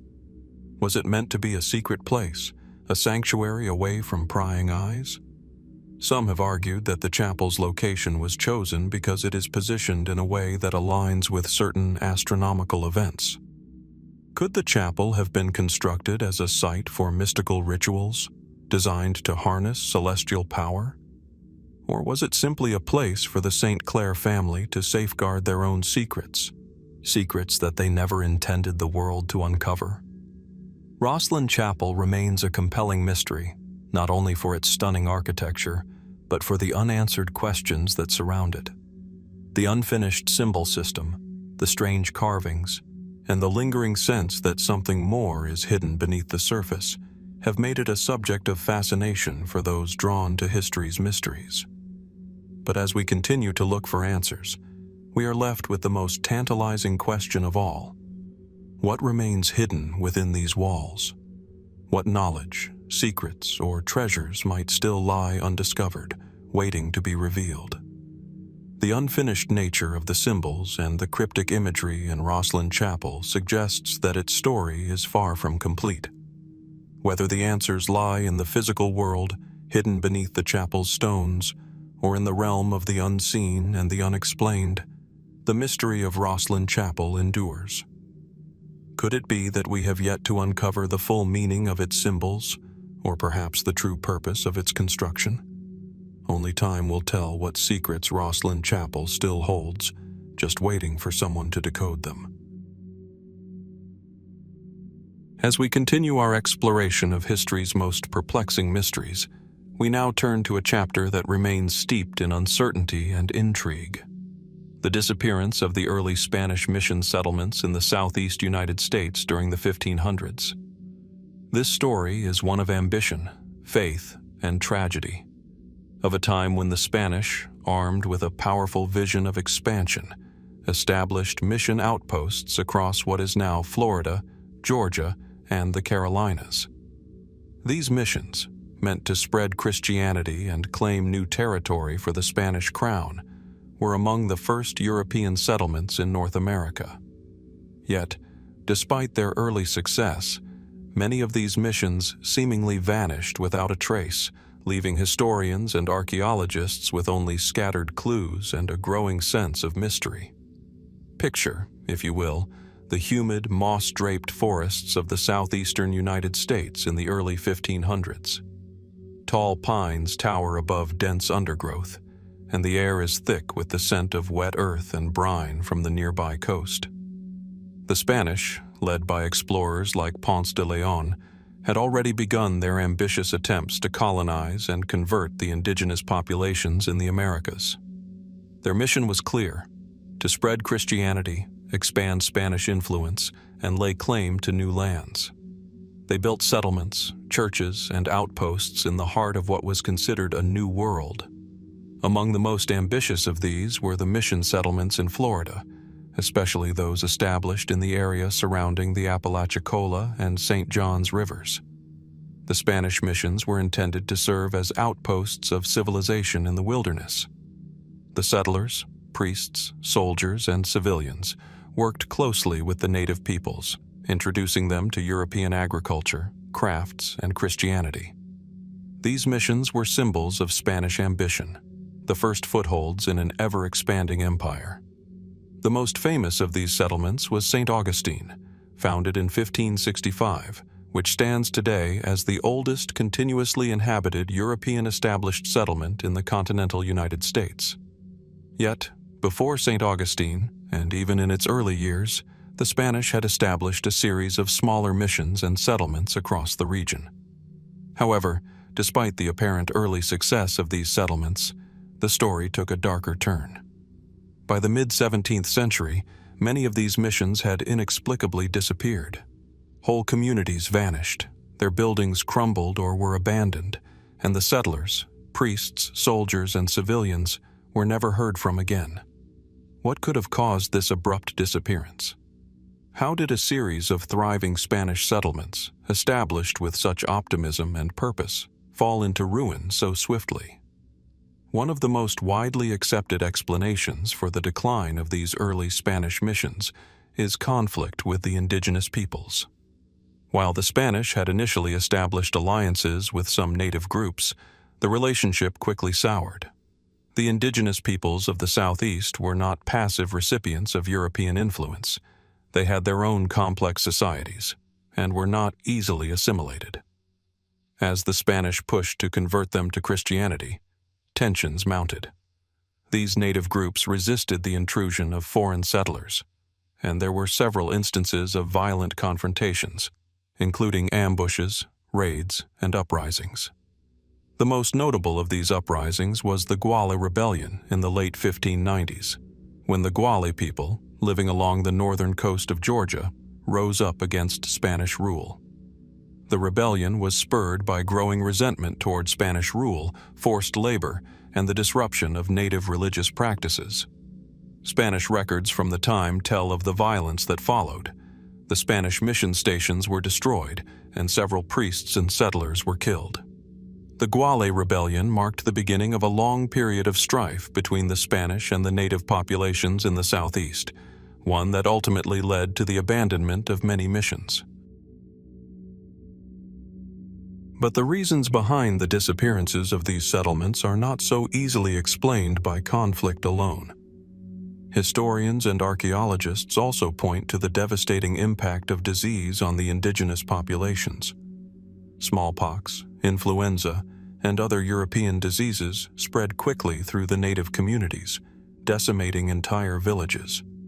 Many of the native peoples who had once welcomed the Spanish were wiped out by these new diseases, leaving behind a weakened resistance to further encroachment. With the indigenous populations weakened, the Spanish found it increasingly difficult to maintain their settlements, and some missions were abandoned or relocated. However, there is another layer to this mystery, one that lies beyond the practical explanations of disease and conflict. What if there were factors at play that were not immediately apparent, factors that have yet to be fully uncovered by modern historians? Could the Spanish settlers themselves have abandoned the missions for reasons other than military defeat or disease? Could there have been a deeper, more esoteric motivation, one that remains hidden in the historical record? Some have suggested that the Spanish settlers may have been victims of a larger, more invisible force, perhaps even a mystical or spiritual one. Could the early mission settlers in the southeast have encountered something so unsettling or supernatural that they were forced to abandon their settlements in haste? This notion, though speculative, finds its roots in the rich folklore and mysterious tales that have emerged about early European explorers in the Americas. Stories of encounters with strange beings, spirits, or unexplained phenomena abound, especially in the vast, untamed wilderness of the southeast. While there is no direct evidence to support these theories, the lingering mystery of the Spanish disappearance in this region leaves the possibility of such unseen forces tantalizingly unexplained. Then there is the question of the settlements themselves. Could they have been deliberately hidden, erased from the historical record, or covered up in some way?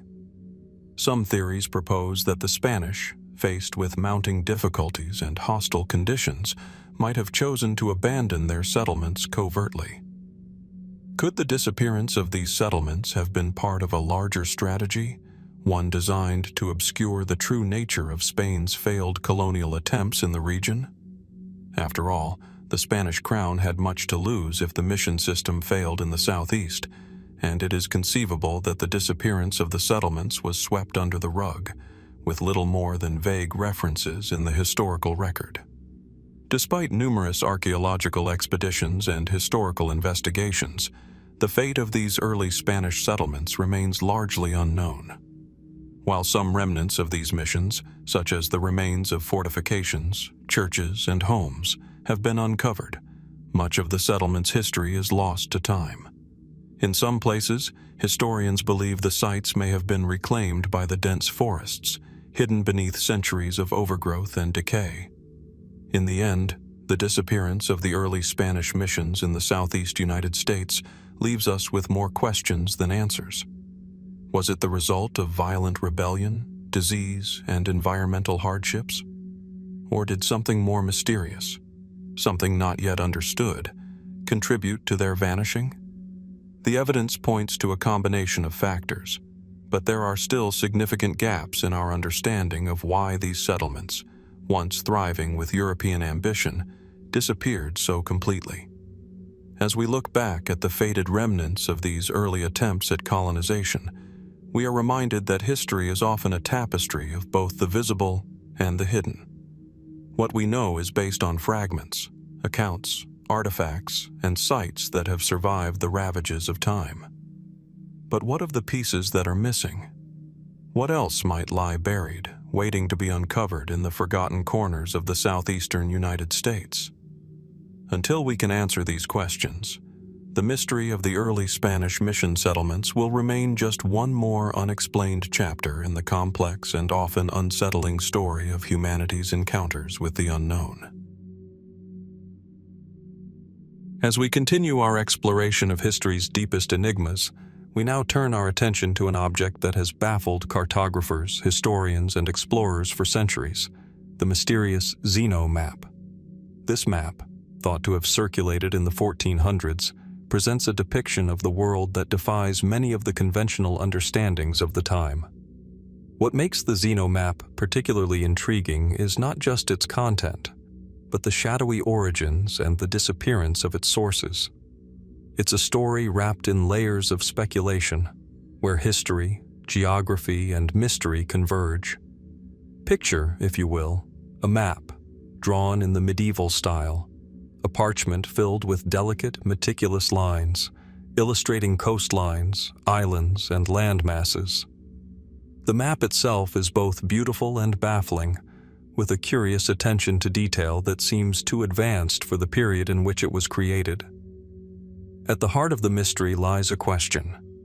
Where did this map come from, and how could its creators have known about lands that, by all conventional accounts, were still unknown to Europeans? The Zeno map is named after the Venetian brothers Niccolò and Antonio Zeno, who are said to have made the map in the early 15th century. The map was part of a larger set of documents known as the Zeno narrative, which describes the brothers' supposed voyage to a distant, unknown land far to the north, beyond Iceland. According to the story in the Zeno narrative, the Zeno brothers had traveled to a place they called Friesland, a land they described as lying north of the known world. But here's the problem.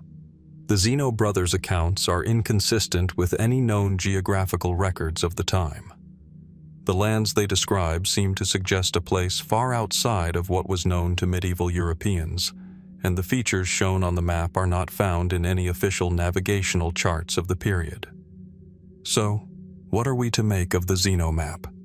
It depicts a coastline that doesn't seem to match any known geography from the 1400s. The most puzzling feature is the landmass labeled Friesland, an island or peninsula that supposedly lies far north of the North Sea, somewhere beyond Iceland.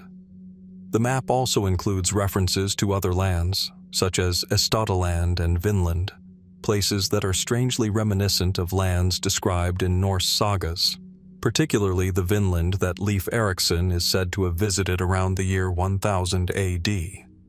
But these locations seem to be shown with far more precision than they would have been, given the cartographic knowledge of the 15th century. To complicate matters, the Zeno map does not align with any known voyages from the time of its supposed creation. There is no documented evidence that the Zeno brothers made such a journey, nor is there any clear record of the lands they allegedly visited. The map's creation appears to be based on sources that have since disappeared, leaving historians and cartographers to wonder, were these sources genuine accounts of an ancient voyage, or were they a clever fabrication? Could it be that the Zeno map was based on lost navigational records, maps or documents from earlier explorers, perhaps even from the time of the Vikings, that were long forgotten by the 15th century? One possibility is that the Zeno brothers had access to documents from earlier expeditions, possibly from the time of the Vikings, who had explored North America long before Columbus. The Vikings are known to have traveled as far as Greenland, and some even reached the northeastern coasts of what is now Canada. Could the Zeno map be based on records of these Viking voyages? If so, how could these records have been preserved for so long and in such detail, only to surface centuries later in Venice? The idea that the Zeno map could be a copy or interpretation of earlier Viking maps is one that has intrigued historians for years. After all, the map does seem to align with the descriptions of the lands of Vinland found in the Icelandic sagas. Could the map be an echo of a much older tradition of exploration, long since lost to time? Another possibility is that the Zeno map represents a case of early European cartographic speculation, rather than a true record of an actual voyage. Could the Zeno brothers, with their curiosity about the far reaches of the world, have created a fictional map, one that blended elements of real exploration with the legends of distant lands? It's worth noting that medieval cartographers often blended known geographical data with mythical or speculative lands, creating maps that were not meant to be strictly accurate, but were rather symbolic of a broader understanding of the world. The Zeno brothers might have had access to a mix of ancient sources, perhaps even those based on the stories of travelers or traders, which led them to craft a map that combined fact with imagination. Then, there's the theory that the Zeno brothers may have had access to documents or maps that were even older, possibly dating back to the time of the ancient Phoenicians or other seafaring civilizations, whose knowledge of the world has been largely lost to history. Some theorists have suggested that ancient civilizations, long before the Vikings, might have mapped parts of the world that were later rediscovered or reinterpreted in the 15th century. Could it be that the Zeno brothers stumbled upon an ancient map or an old seafaring tradition that had somehow survived through the ages? And if so, why have these sources never been found? The mystery of the Zeno map deepens when we consider the fact that the sources behind it appear to have vanished into history. There is no trace of the original documents that the Zeno brothers might have consulted, and no known records of their voyages have survived. If these sources were based on real maps or documents, where did they go? Were they lost, intentionally destroyed, or simply forgotten by history? The disappearance of these sources has only heightened the mystery surrounding the Zeno map. Could the brothers have been the last to possess a fragment of knowledge that had once been widely known and then obscured by time? In the 16th century, the Zeno map resurfaced in the context of exploration and cartography. When it came to light, it was heralded as a potential breakthrough in understanding the geography of the North Atlantic. But the more it was studied, the more it raised questions. Were the Zeno brothers the creators of the map, or were they simply the ones who brought it to wider attention? What were the origins of the sources they claimed to have used, and why does the map depict such strange and unfamiliar lands? These questions remain unanswered, leaving the Zeno map a tantalizing mystery in the history of cartography. The fate of the Zeno map's sources remains one of the great unsolved mysteries of exploration. Were they based on long-lost Viking records, ancient seafaring traditions, or the imagination of early explorers?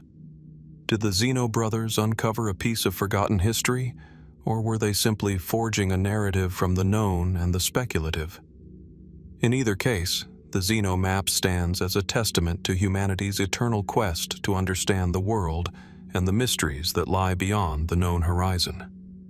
As we reflect on the mystery of the Zeno map, we are left with the haunting question: what truths might still be hidden in the lost pages of history?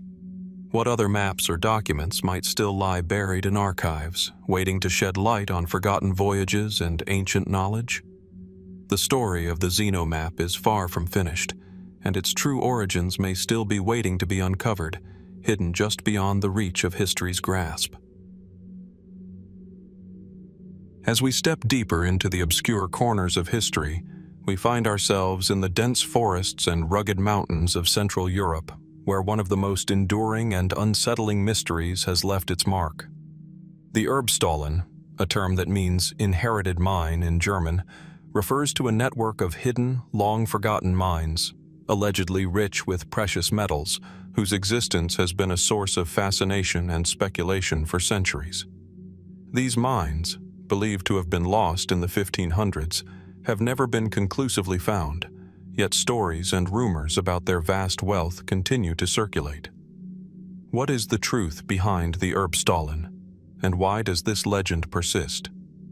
To understand the mystery, we must first travel back to a time when the allure of untold riches and hidden secrets could ignite the imagination of entire nations. In the heart of the 1500s, Central Europe was a region on the edge of a profound transformation. The Renaissance was flourishing, and the age of exploration had just begun to take root. Yet, despite the growing cultural and scientific advancements, the shadows of the past, rich in myths, rumors, and forgotten knowledge, lingered. One of the most tantalizing pieces of this shadowy past involved a network of mines rumored to be scattered across the mountains of modern-day Germany, Austria, and the Czech Republic. These mines, said to have been worked by medieval miners, allegedly contained vast stores of gold, silver, and other precious metals. However, the mines were shrouded in secrecy, hidden away by those who once worked them, and their true locations became a well-guarded mystery. The Erbstolen legend first gained widespread attention during the 16th century, when it was rumored that noble families, particularly in the mountainous regions of the Holy Roman Empire, had stumbled upon vast mineral wealth hidden deep beneath the earth. According to historical accounts, these mines were so rich that the nobles who controlled them could easily accumulate fortunes. However, as the story goes, something happened, something that caused these mines to be lost to history. Some say the mines were sealed off deliberately by their discoverers, either out of fear of invading forces or due to the mine's sudden and inexplicable disappearance. Others suggest that the mines were abandoned when their rich seams of precious metals ran dry, leaving only vague accounts of their locations and a series of cryptic clues. The central mystery of the Erbstolen is the question of why these mines were never rediscovered. According to the lore surrounding the mines, their discovery was a well-kept secret. But as the centuries passed, the location of these mines was obscured by time, erosion, and human intervention. Could the mines still exist, buried beneath the earth, waiting to be uncovered? Or were they a figment of the past, a legend passed down through generations, whispered about by treasure hunters, but never truly real? Some theories suggest that the Erbstolen mines were deliberately hidden to prevent them from falling into the hands of outsiders, or perhaps to protect the riches they contained from plundering. Given the tumultuous history of Central Europe, which saw countless invasions and shifting power structures during the 1500s, it is entirely possible that the mines were sealed off to preserve their wealth. Some historians point to the fact that these mines were located in remote, often inaccessible regions of the mountains, places that were difficult to reach even by the standards of the time, as evidence that they were meant to remain hidden. Perhaps in an era where control over resources meant control over power, the mines were safeguarded by those who feared losing their riches. However, there are other, more speculative theories that point to a more mystical explanation. Some proponents of these fringe ideas suggest that the Erbstolen mines were not merely abandoned due to practical concerns like military threat or resource depletion. Instead, they posit that the mines were sealed off because they were cursed or involved in some kind of esoteric ritual. The idea that these mines might have been a source of dark, ancient power, or that they were the site of strange, supernatural occurrences, is one that has attracted attention, especially from those with a taste for the occult. Could these mines have been abandoned not due to practical reasons, but because they were thought to possess some dark secret, some malevolent force that was better left untouched? This theory, though speculative, finds its roots in the rich folklore of the region. Central Europe, particularly the area around the Erbstolen, has long been a hotbed of mysticism and supernatural beliefs. The mountains themselves, steeped in centuries of myths about hidden treasures and ghostly presences, are a perfect backdrop for such tales. It's said that some miners, before they disappeared, spoke of strange happenings, disorienting visions, eerie sounds, and an overwhelming sense of dread that drove them to abandon their work. Could the mines have been the site of some occult practice, an ancient and dangerous ritual whose traces are now lost to time? While this theory lacks concrete evidence, it adds an element of mystery to the Erbstolen legend, inviting us to consider the possibility that some treasures should never be found. Beyond the realm of superstition, there are also more grounded theories to explain the disappearance of the Erbstolen mines. One of the most practical explanations is that the mines were simply abandoned because they were no longer profitable.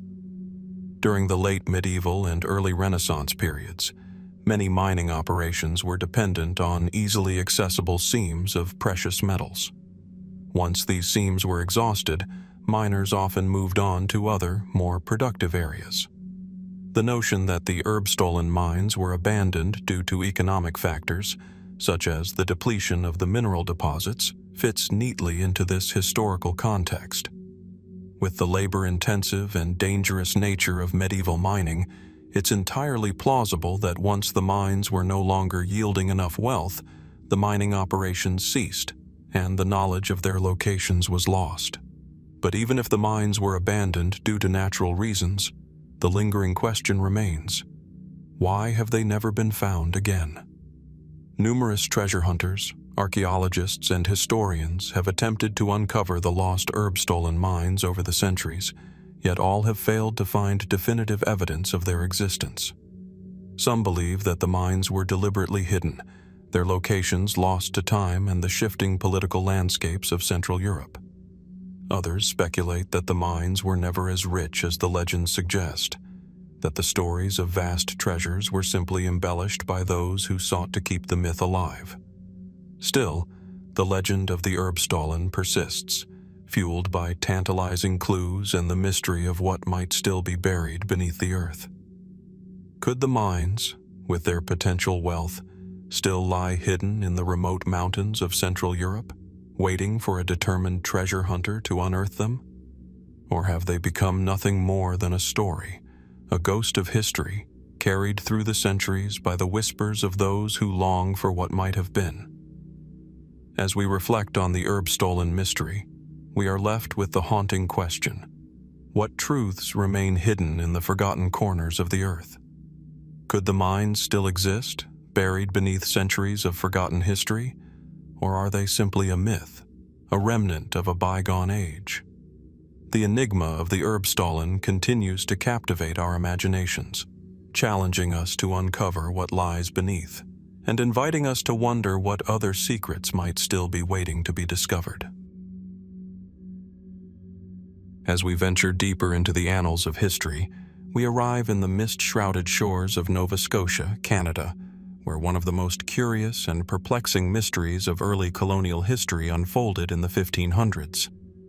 This story centers around the lost Scottish colony attempts, a series of ambitious settlements made by Scotland in the New World, only to vanish mysteriously, leaving behind nothing but silence and unanswered questions. The forgotten remnants of these colonies have left historians, archaeologists, and explorers alike wondering, what happened to these early Scottish settlements, and why did they disappear so completely? Imagine the scene.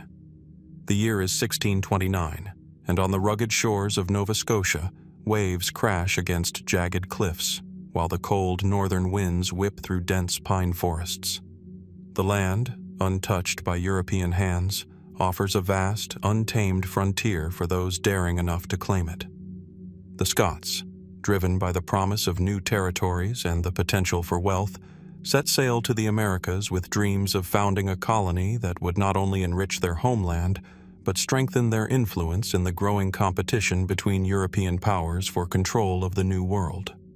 But what was meant to be a new beginning would quickly turn into a haunting mystery. In 1629, the Scottish King Charles I authorized the establishment of a colony in Nova Scotia, which was then known as Arcadia. A group of Scottish settlers, led by Sir William Alexander, was granted land in the region as part of an effort to build a lasting Scottish presence in the Americas. The colony's intended purpose was clear: to establish a stronghold of Scottish influence in North America, and ideally, to tap into the natural resources of the land: timber, fish, and eventually, fur. Yet, within just a few years, the Scottish settlers of Nova Scotia had mysteriously vanished, and with them, any trace of their colony. No one knows for sure what happened to them. What remains are a few cryptic references in the historical record, a scattering of abandoned sites, and an enduring enigma that continues to confound historians today. The first question that arises when considering this mystery is, what caused the sudden disappearance of these settlers? Early accounts suggest that the colony was not established without challenges. From the outset, settlers faced harsh conditions. The winters were brutal, the food supplies inadequate, and the indigenous peoples of the region were initially wary of the newcomers. Some historians believe that the colony suffered from a lack of proper resources and preparation, which contributed to its decline. As the settlement struggled to grow, disease may have also played a significant role. The settlers, unprepared for the harsh conditions of the New World, may have succumbed to illness, famine, and malnutrition, forcing the survivors to abandon the settlement. But the story grows more intriguing when we consider the possibility that the colony's disappearance was not the result of natural hardships alone. Could something more mysterious have been at play?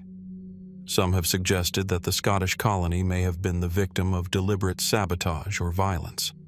With European powers locked in fierce competition for control of North America, it is conceivable that other nations, particularly the French or the English, may have had a hand in the colony's sudden disappearance. The French, in particular, were active in the region at the time, establishing their own settlements and asserting their territorial claims. If the Scottish settlers were seen as a threat to French interests, it's possible that the French could have attacked the colony, forcing the Scots to flee or perish. Yet, there is little concrete evidence to support this theory. Another, more speculative possibility is that the disappearance of the Scottish settlers was tied to something more mysterious, something not immediately understood by contemporary historians. Could the colony have fallen victim to an unknown or supernatural force? Legends of cursed lands and ghostly occurrences have long surrounded regions of the New World, especially those that were first colonized by Europeans. The eerie silence that enveloped the abandoned Scottish settlements may have left an indelible mark on the local folklore, fueling the belief that something darker than disease or warfare had claimed the lives of the settlers. Was it merely coincidence, or was there some force beyond the realm of human understanding at play? While there is no definitive proof to suggest that the Scottish settlers of Nova Scotia were victims of supernatural forces, there is still much we do not know about the circumstances surrounding their disappearance. Some theories lean toward the possibility of a large-scale evacuation or migration. It is known that the Scottish settlers were not alone in the region. In the years that followed the colony's founding, French and English expeditions to the area grew increasingly frequent. Could the Scottish settlers have been absorbed into one of these rival settlements, leaving no trace of their own colony behind? If so, why did they leave no record of this migration, no evidence of their involvement in the larger colonial struggle? The role of the indigenous peoples of Nova Scotia also deserves consideration. At the time, the region was home to several indigenous groups, including the Mi'kmaq and the Wolastoqiyik, Maliseet. These groups had long been in contact with European explorers and settlers, and their relationships with the newcomers were often complex. Some historians suggest that the Scottish settlers may have formed alliances with certain indigenous tribes while alienating others. The challenges of such relationships, mixed with the growing tensions between European settlers, could have made it difficult for the colony to sustain itself. Could these indigenous groups, tired of European interference, have played a role in the colony's downfall? Or did the Scots themselves abandon the settlement due to their inability to adapt to the demands of life in the New World? The disappearance of the Scottish colonies in Nova Scotia is not confined to a single event, but is instead part of a larger pattern of early colonial failures in the region. Several other European powers, including the French and the English, attempted to establish permanent settlements in what is now Canada, only to face similar challenges. Harsh winters, scarcity of resources, and conflicts with indigenous peoples were all factors that contributed to the struggles of early settlers in the region. Yet, the Scots' sudden and unexplained disappearance remains one of the most enduring and enigmatic aspects of this early colonial history. To this day, the true fate of the Scottish settlers remains unknown. Some believe that the settlement was simply abandoned, its records lost to time. Others speculate that the settlers either died off or were killed by external forces. The truth, however, remains elusive. What remains are fragments of a larger story, left behind in the cold, silent wilderness of Nova Scotia, where the Scottish dream of a New World colony vanished as quickly as it was conceived. So, What happened to these early settlers? Was their disappearance the result of natural causes, human conflict, or something else entirely? The mystery of the Scottish colonies in Nova Scotia still lingers, inviting further investigation and reflection. As we look back on their story, we are reminded of the many mysteries left by history, questions that remain unanswered, waiting for new generations of explorers and researchers to uncover what might still be hidden beneath the earth, the waters, and the pages of forgotten history. As we move deeper into the enigmatic world of Renaissance Florence, we find ourselves before one of the most powerful and influential families in history, the Medici. The Medici were patrons of the arts, patrons of popes and kings, and unrivaled financiers in 15th century Italy. Their palaces, sumptuous, lavish, and often towering above the city's streets, speak to their immense wealth and influence. But what lies beneath the glittering surface of these magnificent structures? What secrets might still linger in the shadows, hidden from history? Beneath the polished walls of the Medici palaces, there are rumors of hidden chambers, places long sealed off, forgotten by time, or hidden from public view. The very foundations of these palaces are said to harbor mysteries, with whispers of rooms, tunnels, and vaults that might contain treasures, secrets, and artifacts lost to history. These legends are not the stuff of fiction or idle gossip. They are grounded in real history, with historical references to hidden spaces and cryptic accounts of secret passageways, chambers, and concealed rooms. But what exactly is hidden beneath the grand palaces of the Medici, and why have these secrets remained elusive for so long? The Medici family rose to prominence during the 14th and 15th centuries, building an empire based on banking, politics, and patronage. Their wealth and power were unrivaled, and they used their riches to commission works from the greatest artists of the time, Michelangelo, Botticelli, and Leonardo da Vinci among them. The palaces they built were symbols of their authority, designed not only to impress, but to intimidate. Yet within these palatial walls, there are persistent rumors of hidden chambers, rooms that served purposes far beyond the grandeur of ceremonial living spaces. The most famous of these palaces is the Palazzo Medici Riccardi, a grand building in the heart of Florence. Built by the renowned architect Michelozzo in 1444 for Cosimo de' Medici, the palazzo was a symbol of the family's dominance in Florence. Yet beneath its elegant facade, there were always hints of something more. Accounts from the period speak of secret rooms and hidden passages, possibly used for anything from storing priceless treasures to hiding family secrets, or perhaps even clandestine activities. What could have been the true purpose of these hidden chambers? There is little doubt that the Medici, with their complex political alliances, would have needed places of privacy and secrecy.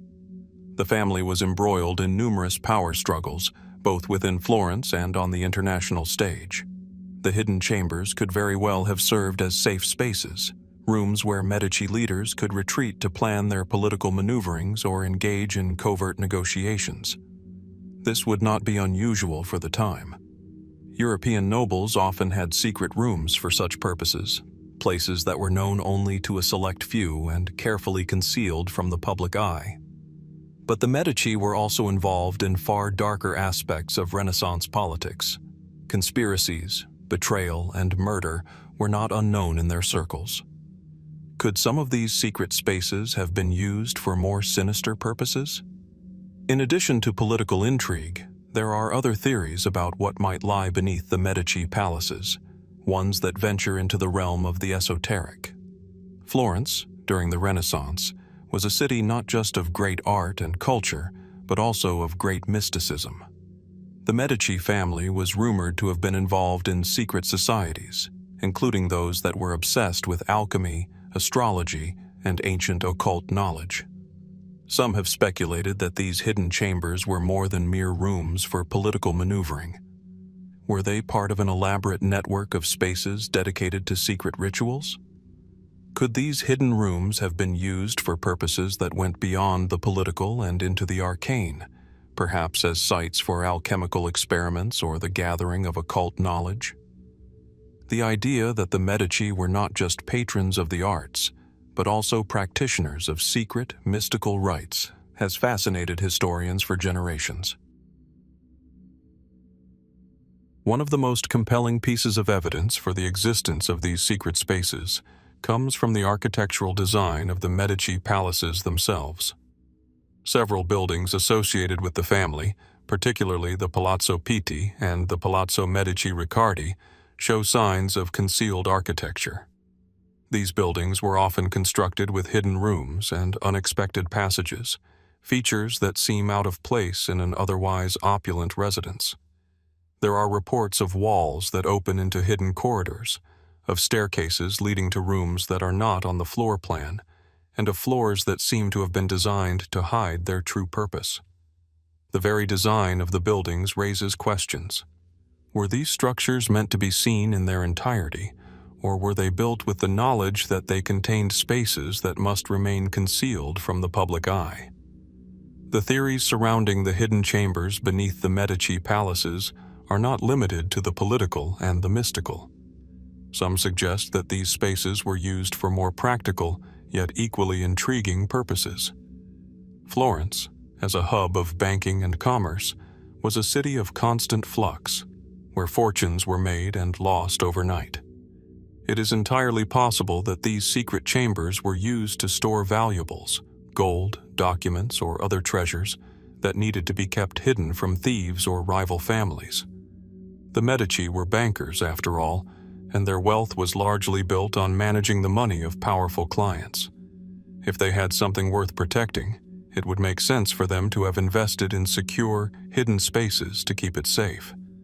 But the most mysterious aspect of the hidden chambers beneath the Medici palaces may lie not in what they were used for, but in why they were abandoned or left unseen. As time passed and the Medici influence waned, these spaces became forgotten, tucked away behind layers of history and the passage of time. While some chambers may have been rediscovered or repurposed for more modern uses, many of the original purposes and locations remain shrouded in mystery. Some claim that parts of these chambers are still hidden behind the walls of the palaces, waiting for the right moment to be uncovered. What could lie in these hidden chambers, if they still exist? Could there be forgotten treasures waiting to be discovered? Or could these spaces hold the key to understanding the true nature of the Medici family, their power, and their legacy?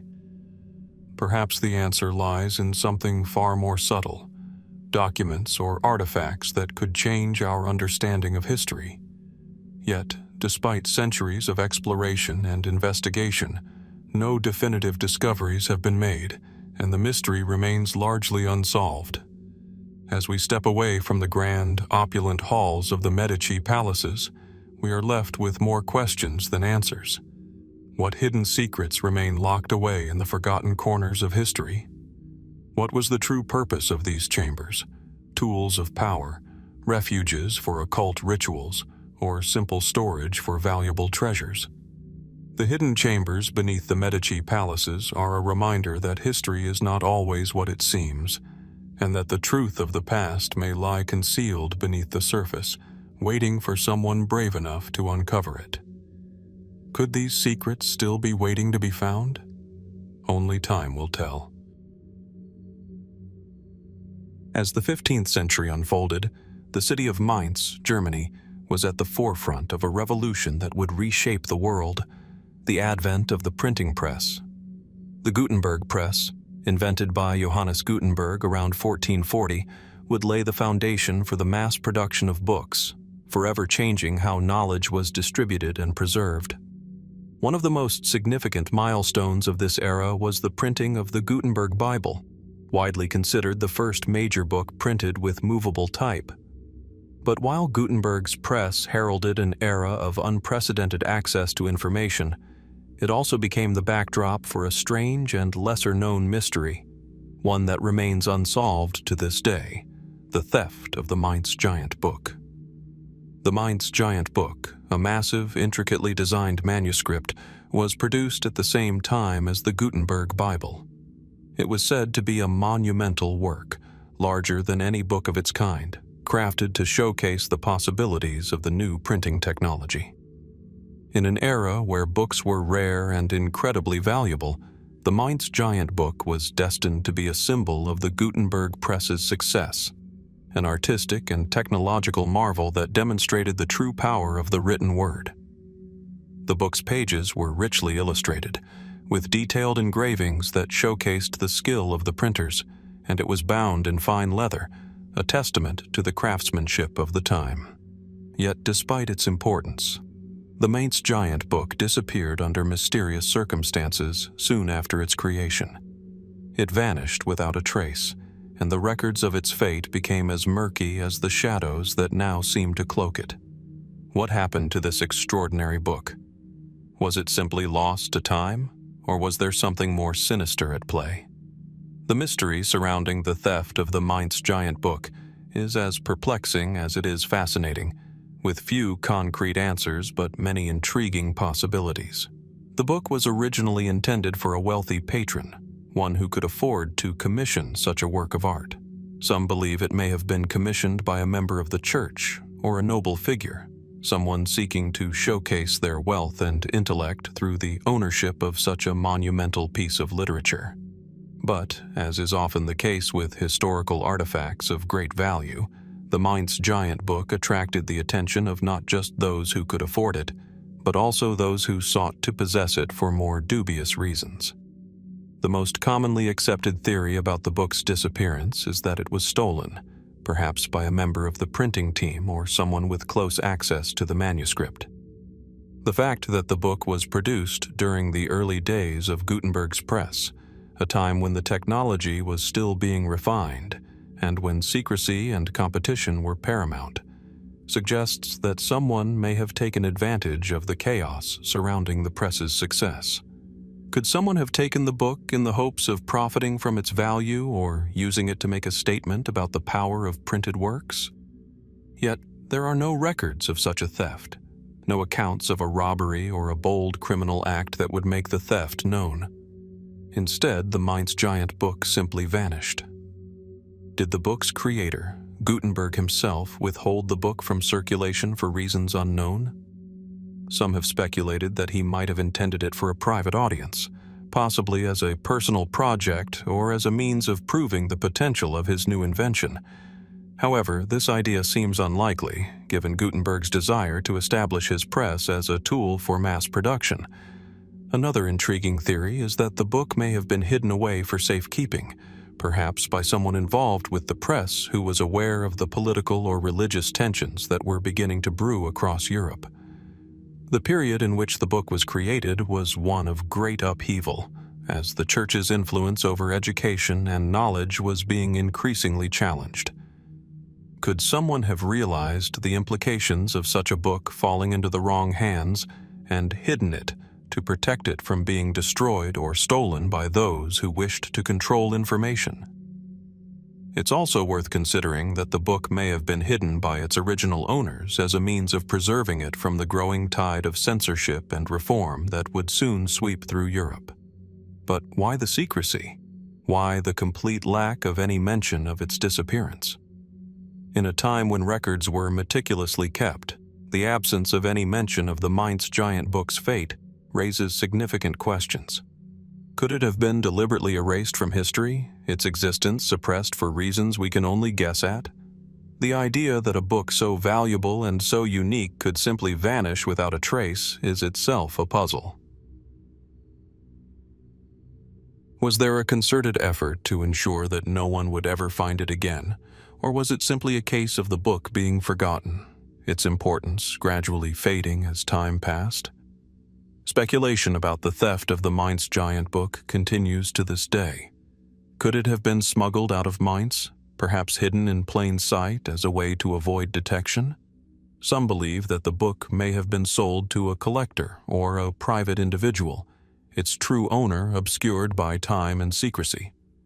Others think it may have found its way into the hands of a rival printing press, one that sought to steal the book to prevent Gutenberg's success from overshadowing their own endeavors.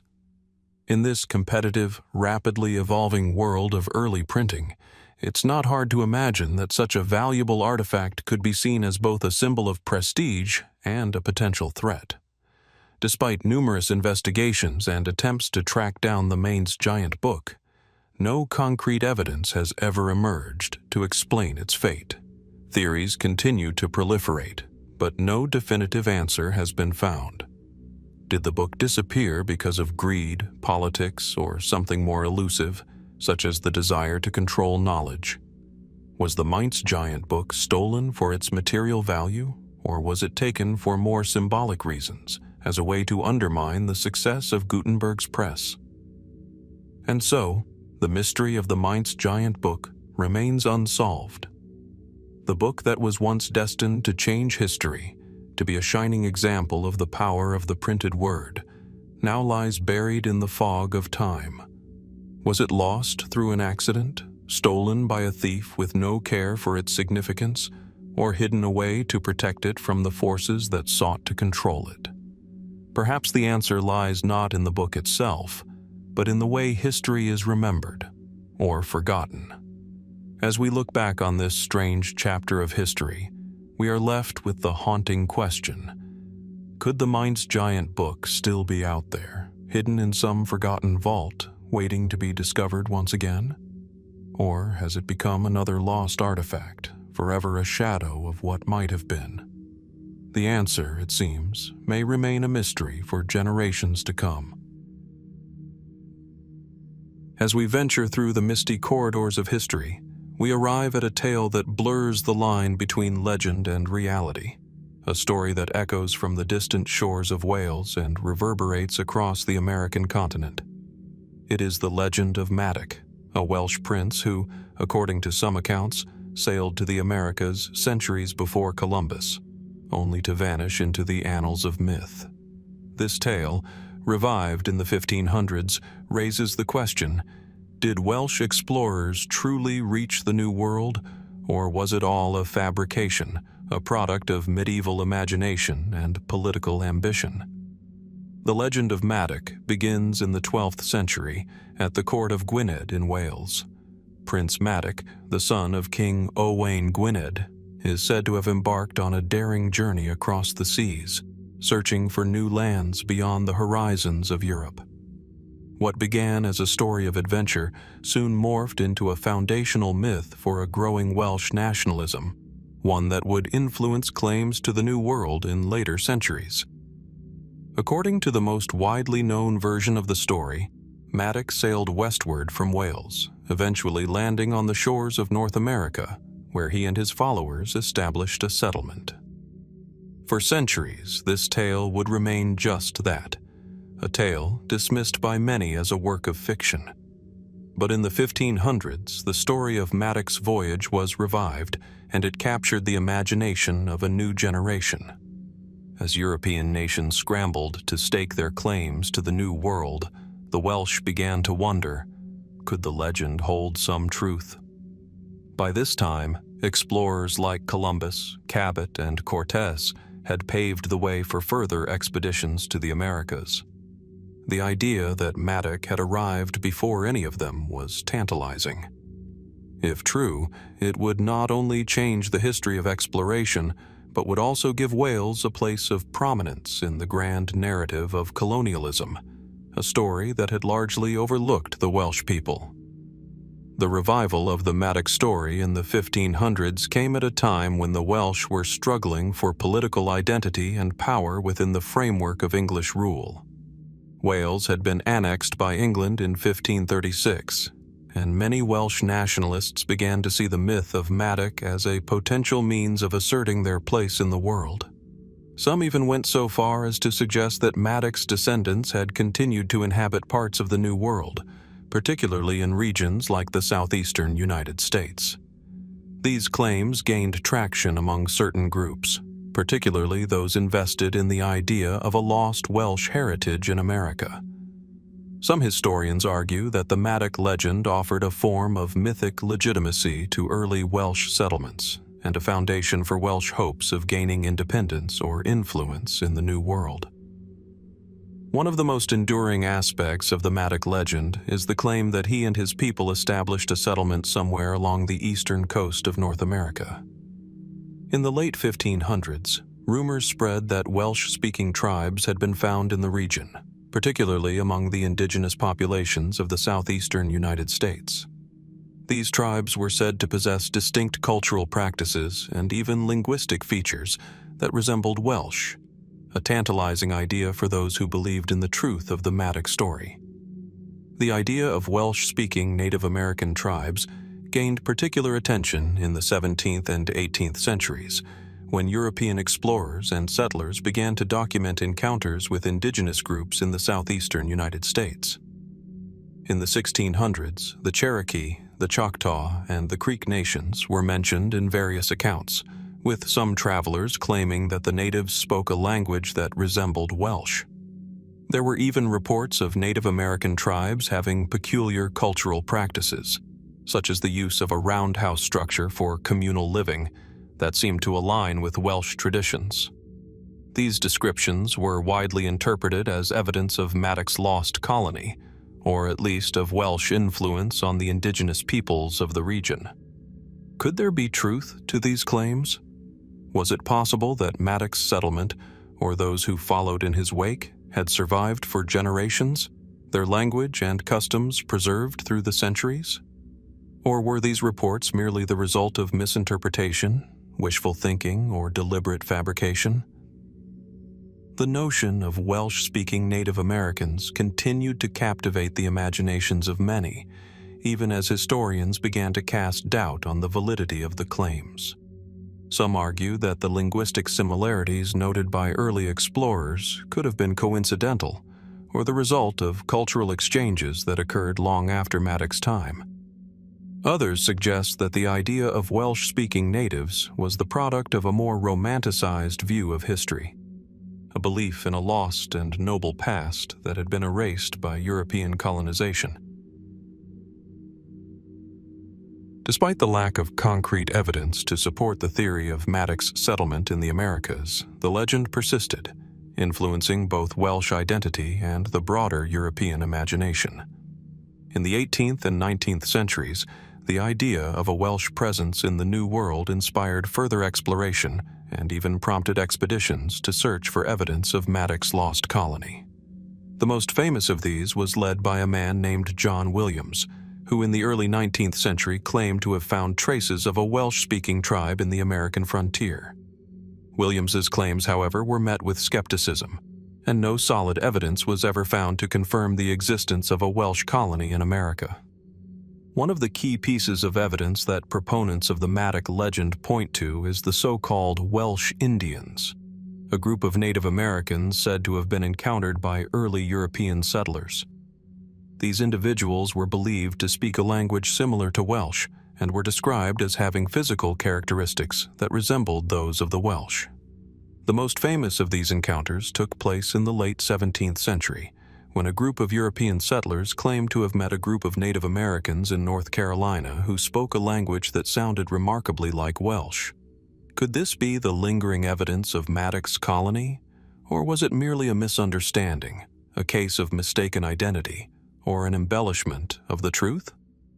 Other theories surrounding the Madoc legend suggest that if he did indeed land in North America, his settlement may have been absorbed or displaced by later waves of European colonization. This would explain why there is no definitive trace of a Welsh colony in the Americas today. It is also possible that any remnants of Madoc's people were assimilated into indigenous tribes over the centuries, their language and culture lost in the process. The mystery of Madoc's settlement endures, its place in history perpetually in question. Was Prince Madoc truly the first European to set foot on the shores of the Americas, or was his journey merely the stuff of legend? Did his people establish a thriving colony, only to vanish without a trace, their language and customs preserved in the whispers of forgotten tribes? Or is the Madoc story simply a reflection of a time when the past was often shaped by the aspirations of those who sought to claim it? As we explore the history and legend of Madoc's journey, we are left with a tantalizing question. What might still be hidden in the tangled web of history? Could there be undiscovered evidence, buried beneath the soil of the Americas, that would reveal the truth of Madoc's voyage? Or is the story of the Welsh prince merely another mystery, one that will remain locked away in the vault of legend, never to be fully understood? The answer, it seems, remains just out of reach, waiting for someone to uncover the truth hidden within the shadows of time. As the shadows of history stretch across the unspoiled lands of North America, one of the most haunting tales to emerge from the early days of European colonization is the disappearance of the Jamestown Pre-Expedition Scouts. Their names have been forgotten by time, their fate obscured by the thick veil of mystery, but their absence casts a long shadow over the history of the English settlement in Virginia. It was the late 1500s when England, driven by its desire to expand its empire and compete with Spain and France, turned its attention to the Americas. The Jamestown colony was still a dream, a plan waiting to be realized. In 1584, the first English expedition led by Sir Walter Raleigh had established a foothold on the east coast of North America, sending back tantalizing reports of a rich and fertile land. By 1607, the Virginia Company had received its charter to establish a permanent English settlement. But before the colony could be founded, a group of scouts was sent ahead to survey the land and ensure that it would be suitable for settlement. These scouts, a handful of men selected to explore the coast, were tasked with gathering critical intelligence, mapping the terrain, assessing the native populations, and evaluating resources. They were to lay the groundwork for the establishment of Jamestown, one of the first permanent English colonies in the New World. But when they set out, something went terribly wrong. They vanished without a trace. The details of their disappearance remain unclear, and the fate of the scouts has puzzled historians for centuries. The journey of these scouts was not an easy one. The New World in the late 1500s was a vast, untamed wilderness, and the men were to navigate a landscape that was largely unknown to them. The land they were surveying had already been inhabited by various indigenous groups, some of whom had welcomed the early English settlers, while others were wary of the newcomers. As the scouts ventured further inland, they encountered an unfamiliar world: dense forests, fast-flowing rivers, and wild terrain that offered little protection from the elements or from potential threats. The scouts were on the front lines of an empire's expansion, tasked with navigating both the physical and political challenges that lay ahead. Despite the hardships, the scouts' mission was a critical one. They were meant to gather as much information as possible, ensuring that the colony's establishment would be as smooth and safe as possible. They were to return to their superiors in England with maps and reports that would guide future expeditions. However, something happened during their time in the wilderness that would forever alter the course of history. The scouts never returned. The details surrounding their disappearance remain shrouded in mystery. What happened to these men? Why did they not return to the ships waiting for them? At first, it was assumed that the scouts had either become lost or had been attacked by hostile Native American tribes. In the days following their disappearance, reports trickled in suggesting that the scouts had encountered difficulties with the indigenous populations, or that they had been overtaken by the harsh conditions of the land. But there were no bodies, no signs of conflict, no traces of their campfires or supplies. It was as though they had simply vanished, swallowed up by the vastness of the New World. As time passed, the mystery deepened. Some theories suggest that the scouts may have gotten lost in the wilderness and perished from exposure or starvation. In the early days of European exploration, it was common for expeditions to fail due to the unforgiving nature of the environment. The dense forests of Virginia, coupled with the scarcity of familiar landmarks and the lack of effective maps, would have made navigation incredibly difficult. It is possible that the scouts became disoriented or wandered too far from their established path, eventually succumbing to the elements or exhaustion. But others point to more sinister possibilities. Some suggest that the scouts were attacked by local tribes, either because of miscommunication or because the natives felt threatened by the English encroachment. Tensions between Native American groups and European settlers were high during this period, and violence between the two was not uncommon. Was it a clash of cultures that led to the scouts' disappearance, or were they simply caught in the crossfire of an ongoing struggle for control of the land? There is also the possibility that the scouts were not lost or attacked by natives, but rather that they were victims of a more complex and shadowy conspiracy. Some historians have speculated that the scouts may have encountered English rivals, such as the Spanish, who were already well established in the Americas and did not want to see another European power gain a foothold in the region. Were the scouts targeted by the Spanish in an effort to prevent the English from establishing their colony? Given the political climate of the time, this theory is not entirely implausible. Spain, a dominant power in the Americas, may have had the motive and resources to intervene in English colonial ambitions.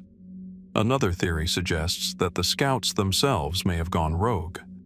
Perhaps they realized that the land they were surveying would not be the promised paradise the English had envisioned. Could they have abandoned their mission, choosing to live among the natives or escape the grasp of the Virginia Company's colonial project? If the scouts had decided to break away from their mission, it would explain their disappearance. They may have opted to live freely in the New World, outside the control of the English crown. There are even darker suggestions, whispers of espionage and betrayal. Could one of the scouts have deliberately led the others into danger, either for personal gain or due to some hidden loyalty to an opposing force? If so, why did they never return to report the findings of their mission? And why were there no surviving witnesses to recount what happened during their time in the wilderness? These unanswered questions only add to the sense of intrigue surrounding the disappearance. But despite the many theories and possibilities, no definitive answer has ever emerged. The fate of the Jamestown Pre-Expedition Scouts remains one of the great mysteries of early American history. Unlike other early European explorers who left behind records, journals, or other remnants of their expeditions, the Scouts of Jamestown left behind no trace. Their story, if it was ever fully written, is lost to history, leaving only fragments of speculation. Today, the tale of the vanished scouts serves as a reminder of the dangers and uncertainties that accompanied the early years of colonization. Their disappearance remains a testament to the vast and often unforgiving landscapes that explorers like them encountered. Landscapes that could either provide new opportunities or swallow entire expeditions without a trace. As we reflect on the mystery of the scouts' fate, we are left to wonder, what might still be hidden in the deep, untamed wilderness of Virginia waiting to be discovered? Could there be a forgotten clue, a hidden artifact, or even a lost journal that would reveal the truth of what happened to those men? Or is their disappearance destined to remain one of history's unanswered questions, a riddle locked forever in the shadows of time? Only time, and perhaps a future discovery, will tell. The Vatican Archives, a vast, labyrinthine repository of documents and records stretching back more than 1,000 years, is a place steeped in mystery and intrigue. Among the myriad treasures that lie hidden within its walls, one enigmatic reference continues to stir the imagination, an elusive chamber known as the Black Room. Descriptions of this chamber, though sparse, suggest an area within the archives where forbidden or highly secretive documents were kept, hidden from the public eye. The mere mention of this Black Room has fueled countless theories and speculations, adding to the already enigmatic reputation of the Vatican Archives. The Vatican, as a center of both spiritual and political power, has always been a site of considerable intrigue. Its archives, which house some of the most important and sensitive documents in Christian history, are open to researchers and scholars, but access is tightly controlled. The Black Room, however, remains a shadowy myth, mentioned only briefly in historical accounts and whispered about in corridors where the boundaries between the sacred and the secret blur. The earliest references to the Black Room seem to date back to the 1400s, a time when the Vatican archives were expanding rapidly to accommodate the vast number of documents accumulated during the Renaissance. At the time, the papacy was at the height of its power, and the Vatican's role in European politics and religion was becoming ever more central. It was in these turbulent years that whispers of a hidden room within the Vatican archives began to surface, a room where only a select few were allowed to enter, and where certain documents, rumored to be of immense historical and theological significance, were kept under lock and key. Historical records suggest that the Black Room was not merely a physical space, but also an idea, an abstract concept tied to the power structures that the Vatican itself represented. The room's mysterious reputation grew over the years, largely because of its secretive nature. Many believe that the documents stored there were so potent, so controversial, that they had the potential to challenge long-held religious doctrines or destabilize the political order. Some scholars suggest that the contents of the Black Room could include records of ancient texts, early Christian writings, or documents that could shed light on some of the greatest unsolved mysteries of the past. Others propose that it could be home to secret papal decrees or records of Vatican dealings with powerful political figures, documents that, if made public, might unravel centuries of church history. One of the most commonly speculated documents that could be hidden within the Black Room is the so-called Papal Bull of Heresy. According to some, this hypothetical papal decree might be the key to understanding the origins of various heretical movements that arose throughout the Middle Ages, movements like the Cathars or the Knights Templar. Could there be evidence within the archives that reveals the Vatican's role in either supporting or persecuting these movements? Could it contain documents that would overturn centuries of established history, exposing a hidden narrative of religious conflict that has been deliberately suppressed?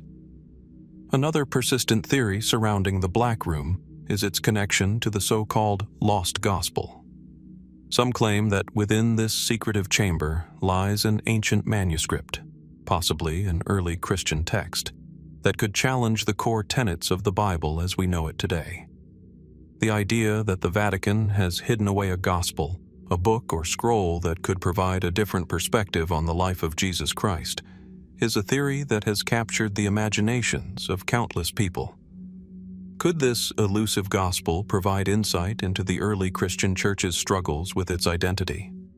Could it contain teachings that contradict the orthodox Christian narrative, or even suggest a version of Christianity more aligned with other religions, such as Gnosticism or early Judaic beliefs? There are also more modern speculations regarding the nature of the documents that might be hidden away in the Black Room. In the 20th century, as the Vatican archives became a more accessible resource for historians, a few scholars began to suspect that the Church was concealing documents related to controversial historical events, such as the Holocaust, the Inquisition, or the Vatican's involvement in the political intrigues of World War II.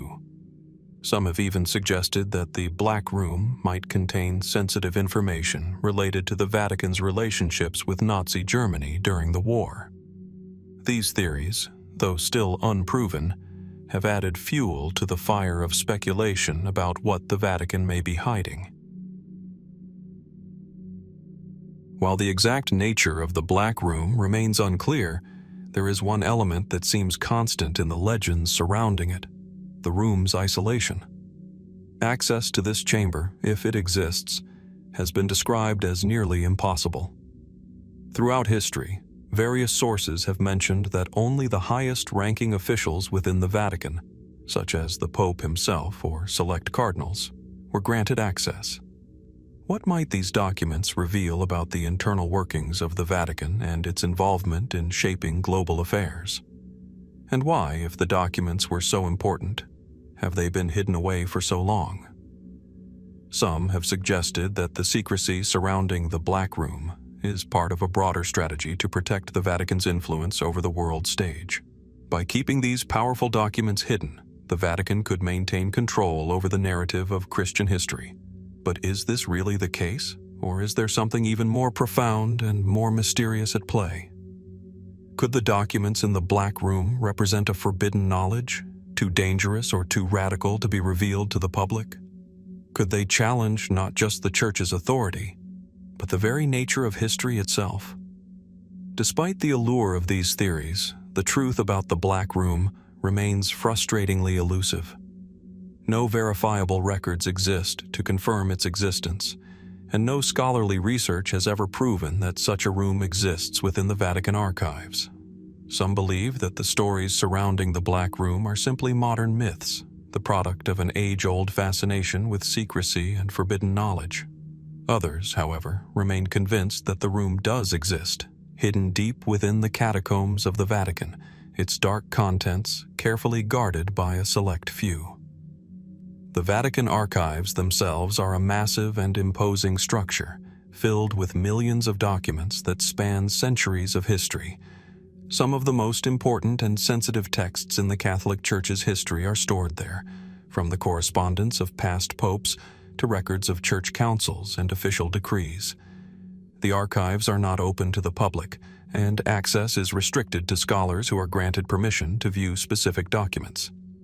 Yet, despite this control, rumors persist that certain areas of the archives, perhaps even entire wings, are kept under lock and key, accessible only to the highest authorities within the Vatican. What remains, then, is a tantalizing enigma, one that continues to provoke curiosity and inspire speculation. Was the Black Room simply an idea conjured by those who sought to uncover hidden truths about the Church's history? Or is it a real physical space where the Vatican keeps its most guarded secrets, perhaps even today? If such a room does exist, what might its contents reveal about the Church's dealings throughout the centuries? Could there be long-lost letters or documents that could change our understanding of religion, history, or power? And as we look toward the future, one must ask, will the secrets of the Black Room ever come to light? Could modern technology, perhaps even satellite imaging or new methods of archival research, one day uncover the truth? Or will this mystery remain one of the greatest unsolved puzzles in history, with its answers forever hidden behind the walls of the Vatican, waiting for someone brave enough to uncover the truth? As we ponder these questions, the legend of the Black Room endures, a shadowy, captivating enigma that continues to beckon those daring enough to explore the darkest corners of history. Will we ever learn what lies within its walls? Or will the secrets of the Vatican remain locked away for eternity, a mystery that will persist as long as history itself? In the late 1400s, the small Spanish town of Tárrega, nestled within the rolling hills of Catalonia, was witness to a chilling and mysterious event, one that still echoes through the annals of history. It was a time of upheaval, a time when political, religious, and social tensions were nearing a boiling point in Spain. King Ferdinand and Queen Isabella's unification of the country had brought sweeping changes, particularly the establishment of the Spanish Inquisition, which aimed to root out heresy and non-Christian practices. For the Jewish community in Spain, the late 15th century was a period marked by fear, persecution, and, ultimately, the expulsion decree of 1492. Amidst this volatile backdrop, the town of Tárrega, like many others in Spain, had a sizable Jewish population. The community had lived there for centuries, contributing to the local economy and culture. They had established thriving businesses, cultivated the land, and practiced their faith in relative peace. But with the rising tide of religious fervor, their lives were about to change forever. It was the aftermath of the violent pogroms of 1391, that forever altered the course of Tarega's Jewish community. The pogroms had swept through Spain, leaving destruction in their wake, as mobs targeted Jewish neighborhoods, destroyed synagogues, and forced countless Jews to either convert to Christianity or face death. While many Jewish families had fled or been forced to convert, others remained, hoping that the storm would eventually pass. But by the time the late 1400s arrived, the situation had become untenable. Forced conversions, expulsions, and the ever-present threat of violence hung like a dark cloud over the Jewish community in Spain. In the years following the pogroms, the town of Tarrega was no exception. Jewish residents were pressured to either convert to Christianity or leave. The once thriving Jewish quarter, known for its cobbled streets and distinctive architecture, began to empty. But amidst this turmoil, one particularly strange and haunting story emerged, one that would remain unresolved and shrouded in mystery for centuries to come. In 1492, the same year that Spain decreed the expulsion of all Jews from its territories, a group of Jewish families from Tarrega mysteriously disappeared. Unlike the many who were forcibly removed or who fled in fear, these families seemed to vanish without a trace. There were no reports of their deportation, no signs of them leaving the town, and no confirmed records of their forced conversion to Christianity. In a time when such events were typically well documented, the sudden disappearance of these families left behind only unanswered questions. The first accounts of the disappearance came from those who had known the families personally. Friends and neighbors spoke of seeing them one day, preparing to leave their homes, packing their belongings, gathering their children, and making plans to travel. Then, in the space of just a few days, they were gone. The houses they had lived in were abandoned, their possessions left untouched, and their names, once prominent within the community, disappeared from public records. Local authorities could offer no explanation, and the family members were never seen again. As the days turned into weeks and then months, rumors began to spread about what had truly happened to them. Some suggested that the families had been secretly smuggled out of the town by sympathetic allies, possibly even by other Jewish converts to Christianity who sought to protect them from the wrath of the Inquisition. The idea of underground networks formed to protect those in danger of persecution was not uncommon during this period. Many Jews who had been forced to convert, known as conversos, worked in secret to protect their fellow Jews, even at great personal risk. But despite these speculative accounts, no concrete evidence surfaced to confirm this theory. Others speculated that the families had been caught in a web of intrigue and conspiracy, victims of an elaborate plot to remove them from the town. In the chaos following the pogroms and the expulsion decrees, it is possible that a few individuals with personal grudges or political ambitions used the confusion as an opportunity to frame these families, implicating them in false accusations of heresy or witchcraft. Were the families the victims of a larger political maneuver, orchestrated by those seeking to eliminate Jewish influence in Tarrega and replace it with the newly ascendant Christian elite? It was a theory that found fertile ground in the chaos of the era, but, like all others, it lacked proof. Then there were the darker, more speculative theories. Some believed that the families had been captured by agents of the Spanish Inquisition. Inquisitors had long been known to act in secrecy, conducting investigations and trials behind closed doors, often under the cover of night. Could it be that these families had been seized by Inquisition agents, brought to secret locations, and forced to undergo intense interrogations? Or worse, perhaps they were made to confess to crimes they hadn't committed, their fate sealed by the weight of an unjust system that took pride in its mercilessness. Was their disappearance the result of a system designed to root out false converts, casting suspicion on anyone who did not conform to the rigid expectations of the Church? There were also whispers of a more mystical explanation, a suggestion that the families had stumbled upon something forbidden, something that they were not meant to uncover. Could they have unearthed ancient texts or artifacts, relics of the Jewish faith that had been hidden away for centuries? These objects, according to some, held secrets too dangerous to be known by the outside world. In a time when religious and political tensions were reaching a fever pitch, could the knowledge contained in these mysterious relics have been enough to make the families disappear forever? The truth, however, remains elusive. No concrete evidence has surfaced to explain the fate of the Tárrega families. As the centuries have passed, their story has become entwined with the broader history of the Spanish Inquisition and the tragic fate of Jews in Spain during this dark period.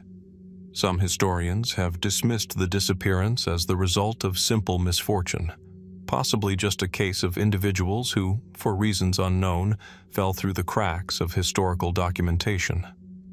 But the sheer number of families involved, coupled with the strange and unexplained nature of their disappearance, suggests something more at play. What truly happened to these families? Were they victims of persecution, political intrigue, or some more personal hidden vendetta?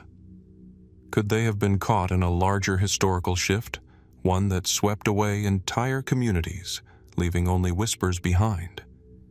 And if they were indeed taken by the Inquisition, what secrets might they have held that made their story worth erasing? The mystery of the Tárrega post-pogrom disappearance remains unsolved, a dark shadow over the history of Spain's Jewish community. As we look back on the past, we are left with a sense of unease, wondering if the truth will ever emerge from the depths of history. Could there be hidden records, long buried and forgotten, that could shed light on this mystery? Perhaps some forgotten letter, diary, or account still waiting to be uncovered will one day reveal the fates of those who vanished so suddenly from the pages of history. Until then, the families of Tárrega remain lost to time, a quiet reminder of the countless lives that were uprooted and erased during one of the darkest chapters in Spanish history. The late 15th century in England was a time of upheaval, intrigue, and political strife, as the nation found itself deeply divided in the aftermath of the War of the Roses. The throne, contested by rival factions, saw multiple claimants who, in the wake of King Richard III's controversial reign, struggled for the right to rule. One of the most tragic and mysterious chapters in this turbulent period involves the strange deaths of the so-called Edward V claimants, a group of potential heirs to the throne who met untimely and suspicious ends, leaving behind a trail of unanswered questions and an unsettling silence about their true fate. At the heart of this mystery are the two young princes, Edward V and his brother Richard of Shrewsbury. Born to the ill-fated King Edward IV and his queen Elizabeth Woodville, these boys were once positioned to inherit the throne of England, but their destinies would be forever altered by the untimely death of their father and the shocking events that followed. Edward V, the elder of the two brothers, was just 12 years old when his father died in 1483. His ascension to the throne seemed imminent, and he was crowned king in absentia. Yet, instead of a grand coronation, the young king's reign was marked by uncertainty. Edward's uncle, Richard, Duke of Gloucester, who would later become Richard III, was named as the boy king's protector. Richard III's rapid and unseemly rise to power raised suspicions, especially since Edward V's mother, Elizabeth Woodville, had a deep distrust of her brother-in-law. Within weeks of his ascension, young Edward V and his brother Richard were removed from public view and taken to the Tower of London. There, the two boys were officially held as prisoners, though the precise circumstances of their confinement remain a subject of great speculation. Were they imprisoned for their safety, as Richard III claimed?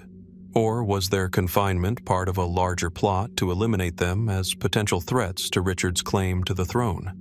And what of their subsequent disappearance? Within a year, the two princes would vanish entirely, and their fates would remain a mystery for centuries. It is widely believed that Edward V and Richard were murdered within the tower, though the exact details of their deaths are as elusive as the identities of their killers. The prevailing theory suggests that Richard III ordered their deaths to solidify his claim to the throne, fearing that the two princes, if allowed to live, would be used as pawns by his political rivals. Yet, despite the passage of over 500 years, no direct evidence has been found to definitively confirm this theory. No body has ever been conclusively identified as either of the princes, and no contemporary records definitively state that they were killed. In 1674, a startling discovery seemed to offer a potential breakthrough. During renovations at the Tower of London, workers unearthed a set of bones, which were presumed to be the remains of the two missing princes. However, the bones were inconclusive, certainly old, but not definitively dated to the time of their disappearance. Furthermore, forensic analysis of the remains suggested that the two children had not died at the same time, which cast doubt on the popular theory that they were murdered together. Since then, multiple theories have emerged to explain what happened to Edward V and Richard of Shrewsbury, each more speculative than the last. Some have argued that the boys were secretly smuggled out of the tower and lived out their lives in exile, hidden away by loyal supporters who feared for their safety. Could it be that they were kept alive, perhaps on the continent, in some forgotten corner of Europe? If this theory holds any weight, why would their survival remain such a well-kept secret? Another theory suggests that the two princes were not murdered but rather died of natural causes, possibly from illness or neglect during their time in captivity. Could they have succumbed to the harsh conditions of imprisonment and their deaths were subsequently covered up? This would certainly have been a convenient way for Richard III to maintain his control over the throne. However, this theory, too, is not without its complications, particularly given the amount of political turmoil and intrigue that surrounded Richard's reign, leading many to question whether he would have risked leaving such an unsolved mystery in his wake. A far darker theory, and one that continues to captivate imaginations, is that the princes were victims of a power struggle that reached into the very heart of the English court. Was there a conspiracy involving multiple factions within the court to rid the country of Edward V and his brother, not at the hands of Richard III alone, but through the collaboration of those who sought to manipulate the throne for their own ends? Some even suggest that individuals close to Richard may have acted independently to eliminate the threat posed by the princes. If this were the case, could there have been an orchestrated effort to erase all traces of their deaths, to prevent a resurgence of claims to the throne? And then there is the possibility that the disappearance of the princes is more complex than we can imagine. What if the two brothers were not the only claimants to the throne whose deaths were shrouded in mystery? Could there have been other individuals with connections to Edward IV who disappeared under similar circumstances? Were they victims of the same political forces? Or is it possible that they were the targets of a hidden agenda, one that aimed to wipe out any trace of the former royal family's legacy? As we dig deeper into the web of intrigue that surrounded these deaths, the question becomes ever more pressing. Were Edward V and Richard of Shrewsbury truly killed, as history suggests, or did something far stranger occur? Could their deaths, or their survival, hold the key to understanding the deeper forces at play within the courts of the time? The disappearance of Edward V and Richard remains one of England's greatest historical mysteries. Despite the efforts of countless historians, archaeologists, and forensic experts, the truth has remained frustratingly elusive. Their tragic fate is emblematic of the era's volatile politics, where the lines between justice, ambition, and betrayal were often blurred. The mysterious deaths of these two boys have haunted historians for centuries, leaving them to wonder whether the real story will ever be known. The enigma of their fate serves as a reminder of the fragility of power and the lengths to which individuals will go to secure it. Even as new theories arise, the story of Edward V and his brother Richard continues to provoke questions that seem to have no clear answers. Was their death part of a political conspiracy, or were they simply victims of a chaotic and violent time? Perhaps the greatest mystery of all lies not in the facts, but in the silence that surrounds their story. Will the true story of their deaths ever be uncovered? Or will the princes remain lost in the shadows of history, their deaths forever unresolved, a lingering question mark in the annals of England's royal past? Only time may tell. The early 1400s were a time of great upheaval in Europe. The rise of powerful monarchies, the struggles of the Catholic Church, and the remnants of the Crusades had left deep and lasting marks on the continent. In the midst of this turbulent period, one of the most enigmatic stories to emerge was that of the Knights Templar treasure fleet, a tale filled with rumors, half-truths, and lingering mysteries.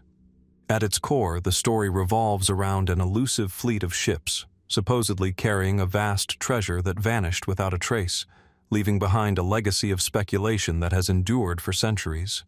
The Knights Templar, once one of the most powerful and wealthy religious orders in medieval Europe, had been disbanded by the Pope in 1312.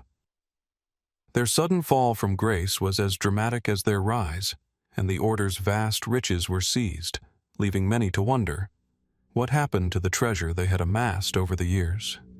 Were their supposed riches ever truly recovered? And if not, where did they go? In the years following the dissolution of the Templars, rumors began to swirl about a mysterious treasure fleet, ships supposedly dispatched by the knights to safeguard their riches. According to these accounts, as the Templars faced mounting persecution in Europe, a final desperate attempt was made to transport their treasure to safety, away from the clutches of the monarchy and the church. But as history often does, the story fades into the fog of legend. The details of this fleet are elusive, yet the idea of a secretive, treasure-laden expedition continues to fascinate historians, treasure hunters, and conspiracy theorists alike. Some of the most compelling accounts of the fleet's existence come from a few surviving documents, scattered references in the annals of history, and the oral traditions of those who lived through the events. In the early 1300s, as the persecution of the Templars reached its peak, many members of the order were either imprisoned or executed. But for those who managed to escape, the question of what to do with the order's immense wealth was a pressing one. According to various theories, the treasure was not simply a collection of gold and jewels, but possibly something far more valuable: documents, artifacts, and sacred relics that could shift the balance of power in Europe and beyond. These legends speak of ships setting sail from the Mediterranean, bound for the coasts of the New World, the far reaches of the Caribbean, or perhaps even the Americas, well before Columbus's famous voyage. The Templars had established far-reaching trade networks and had connections with far-off lands, so the idea of them sending a fleet to distant shores is not entirely outside the realm of possibility. Some say the ships were bound for the Americas, where they hoped to hide their treasure away from the prying eyes of the monarchy and the Vatican, waiting for a time when they could return to reclaim it. As the years passed, the details of this mysterious fleet grew more fantastical. Some suggested that the treasure was not just material wealth but sacred objects, relics tied to the Templars' ancient and secretive rituals. Among these rumors was the tantalizing suggestion that the Holy Grail itself might have been among the treasure, hidden away by the Templars in a place unknown to history. This theory, of course, has fed into the mythos surrounding the Templars and their purported involvement in the Grail legends, further obscuring the true nature of their treasure. But if the fleet was indeed real, what happened to it? According to some versions of the story, the fleet made it safely to its destination, only to disappear once again. The ships, laden with treasure, seemingly vanished from the pages of history. No records exist of their final destination, nor do any credible sources confirm their arrival in the New World. Could the treasure still be hidden somewhere, waiting to be discovered? Or did the fleet meet a far darker fate? One theory suggests that the treasure was lost at sea. If the ships were navigating treacherous waters, it is possible that a violent storm or an unexpected naval conflict could have sent the entire fleet to the bottom of the ocean. Such storms were common in the late medieval period, and the notion of a treasure fleet disappearing beneath the waves is hardly an unusual one. Yet, no wrecks have been discovered, and no substantial evidence has been found to suggest that a large-scale shipwreck ever took place in the regions where the fleet was said to have traveled. Other theories propose a more conspiratorial explanation. Perhaps these accounts suggest the treasure was not lost but deliberately hidden, either by the Templars themselves or by those who came into possession of it. In this view, the treasure was never meant to be recovered, and it remains hidden in plain sight, carefully guarded by secret societies or powerful individuals who seek to control it. There are even suggestions that certain high-ranking members of the Templar Order might have gone on to form covert organizations, such as the Freemasons or the Priory of Sion, which have continued to safeguard the treasure, passing it down through generations, awaiting the right moment for its revelation. Of course, we cannot ignore the possibility that the fleet and its treasure never existed at all, at least not in the way these stories describe. Some historians argue that the Templar treasure fleet is merely a legend, a creation of imagination meant to explain the disappearance of the Knights Templar's riches. The romanticized idea of treasure-laden ships escaping to the New World may simply be a product of the period's fascination with exploration, the unknown, and the tantalizing hope that something valuable was hidden just out of reach. After all, the Templars' wealth did not disappear overnight. It was seized by royal officials, church authorities, and political forces who were quite eager to keep it for themselves. The mystery surrounding the Knights Templar treasure fleet raises a number of interesting questions. Was there ever truly a fleet, or is it all simply a myth woven into the tapestry of Templar lore? Could the treasure, whether it was made up of material wealth, sacred artifacts, or secret knowledge, have found its way to the far corners of the earth? Or is it still buried, awaiting discovery? And if it does exist, what kind of impact would its revelation have on history as we know it? Perhaps the greatest mystery of all lies in the nature of the treasure itself. Was it gold and jewels, or something far more powerful? Something that could change the course of history if ever revealed?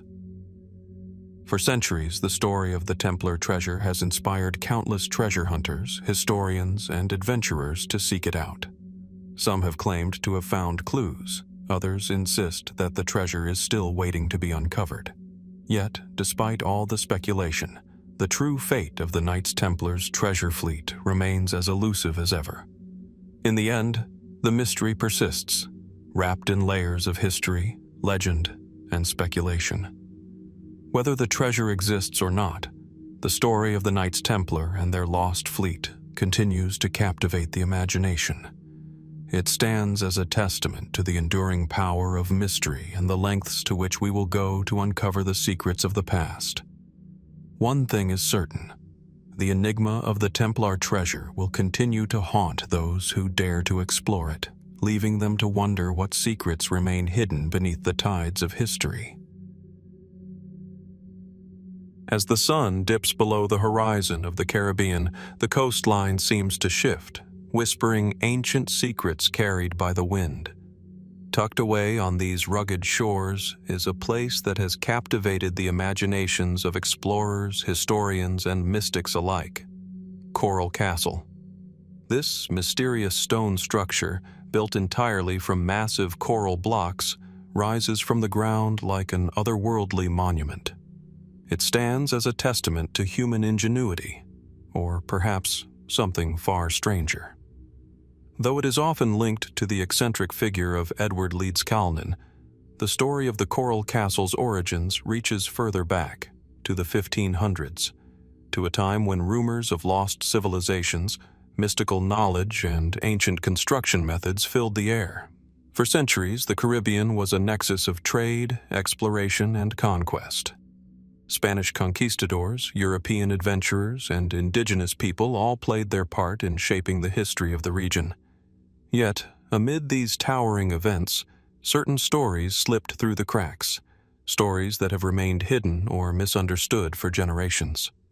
One such tale is that of the Coral Castle precursors, a mythic narrative that points to an ancient, pre-Columbian culture responsible for constructing megalithic structures in the Caribbean long before the arrival of the Spanish. The notion of a pre-Columbian civilization in the Caribbean is not entirely unfounded. In the 1500s, Spanish explorers chronicled their encounters with indigenous peoples who spoke of long-lost cultures and strange ruins scattered throughout the islands. These accounts were filled with cryptic references to stone structures, colossal carvings, and mysterious methods of construction. Among the more fascinating of these reports was the description of towering stone edifices said to have been built by an ancient race of people with knowledge and skills far beyond that of the indigenous cultures the Spaniards encountered. One such account, dating to the early 1500s, tells of a group of Spanish sailors who stumbled upon a massive stone complex hidden deep within the jungles of what is now Cuba. The structure, they reported, was composed of enormous stones, some weighing several tons, carved and arranged with a precision that defied explanation. The locals, they claimed, spoke of a legendary race of builders known only as the Precursor people, a long-forgotten civilization whose skills were said to have been passed down from the gods themselves. The mystery deepened when these sailors learned that no one alive seemed to know who these people were or where they had gone. The ruins remained, enigmatic and uninhabited, as if the builders had vanished without a trace. Over the years, other explorers and colonists encountered similar sites, each more puzzling than the last. Stories circulated of vast stone walls, labyrinths, and megalithic temples scattered throughout the Caribbean, with many of the structures found in locations that were difficult to access or even properly document. Yet, despite the mounting evidence of these stone structures, no substantial traces of the precursor people were ever discovered. Were these builders simply lost to time, their knowledge and culture erased by the ravages of war, disease, and colonial expansion? One particularly intriguing element of these accounts was the mention of magic, or supernatural abilities linked to the construction of these stone monuments. Some of the more fantastical stories told by the indigenous people of the Caribbean suggested that the precursor people had access to ancient, arcane knowledge that allowed them to move and shape massive stones with ease, as though they possessed some form of forgotten science or mystical power. These rumors, of course, were quickly dismissed by the Spanish chroniclers as superstitions, but the whispers of magical stoneworking techniques persisted in the folklore. It was not until the 20th century that a figure named Edward Leeds-Calnan would bring the Coral Castle to the forefront of these ancient mysteries. Leeds-Calnan, a Latvian immigrant, constructed the Coral Castle in the early 1900s, and it is here that the connection between the 1500s rumors and modern-day myths takes root. Leeds-Calnan worked alone, carving and moving massive blocks of coral, some weighing several tons, using methods that he refused to disclose. He claimed to have discovered the secret of how the ancient Egyptians built the pyramids, and his feats of strength and precision in building the Coral Castle sparked widespread fascination. Leeds-Calnan's strange assertions, along with the peculiar nature of the Coral Castle itself, have led many to draw connections between the myths of the precursor people and his own work. Some speculate that Leeds-Calnan may have been more than just an eccentric builder. Perhaps he was the last in a line of people who had inherited the knowledge of these ancient builders, their techniques passed down through the centuries, albeit in a fragmented and cryptic form. Was Leedskalnin's coral castle a modern manifestation of the ancient knowledge once used to construct the lost stone structures of the Caribbean? While this theory remains speculative, it raises a tantalizing possibility. Could the methods used by Leedskalnin have been derived from a much older, forgotten tradition of stoneworking, passed down from the precursor people of the Caribbean? Could this lost knowledge have been hidden away, locked in the secrets of the coral castle itself? As we delve deeper into the mysterious origins of the coral castle, it is important to consider the possibility that the precursor people may have indeed existed, but their legacy was largely erased from history. Their knowledge, while advanced, may have been lost or hidden by those who came after them, perhaps intentionally, to protect it from exploitation or misuse. It is not beyond the realm of possibility that the stone structures they left behind were deliberately constructed in such a way as to leave behind clues, waiting for the right eyes to discover them.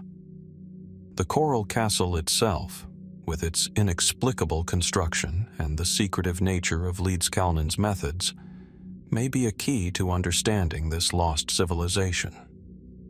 What if the very techniques used to build it were the same methods that allowed the precursor people to construct their megalithic structures?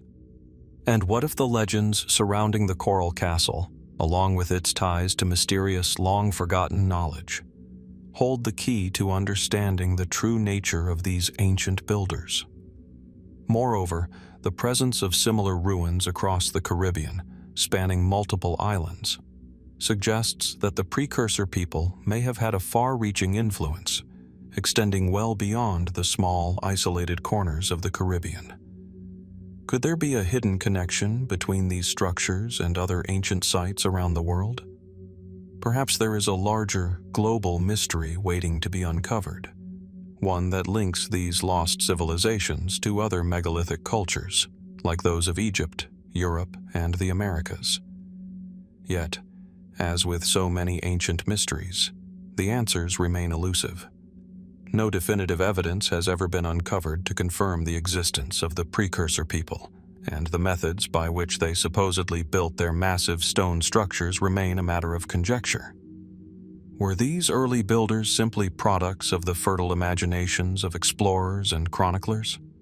Or did they possess a knowledge that, over time, was lost and obscured by the relentless march of history? The myth of the coral castle precursors serves as a reminder of the gaps in our understanding of the past and the tantalizing possibility that we may be on the verge of discovering something extraordinary. If the knowledge of these ancient stone builders still exists in some form, it may be hidden within the ruins themselves, waiting for the right person with the right understanding to unlock its secrets. What might we discover if we dare to look deeper?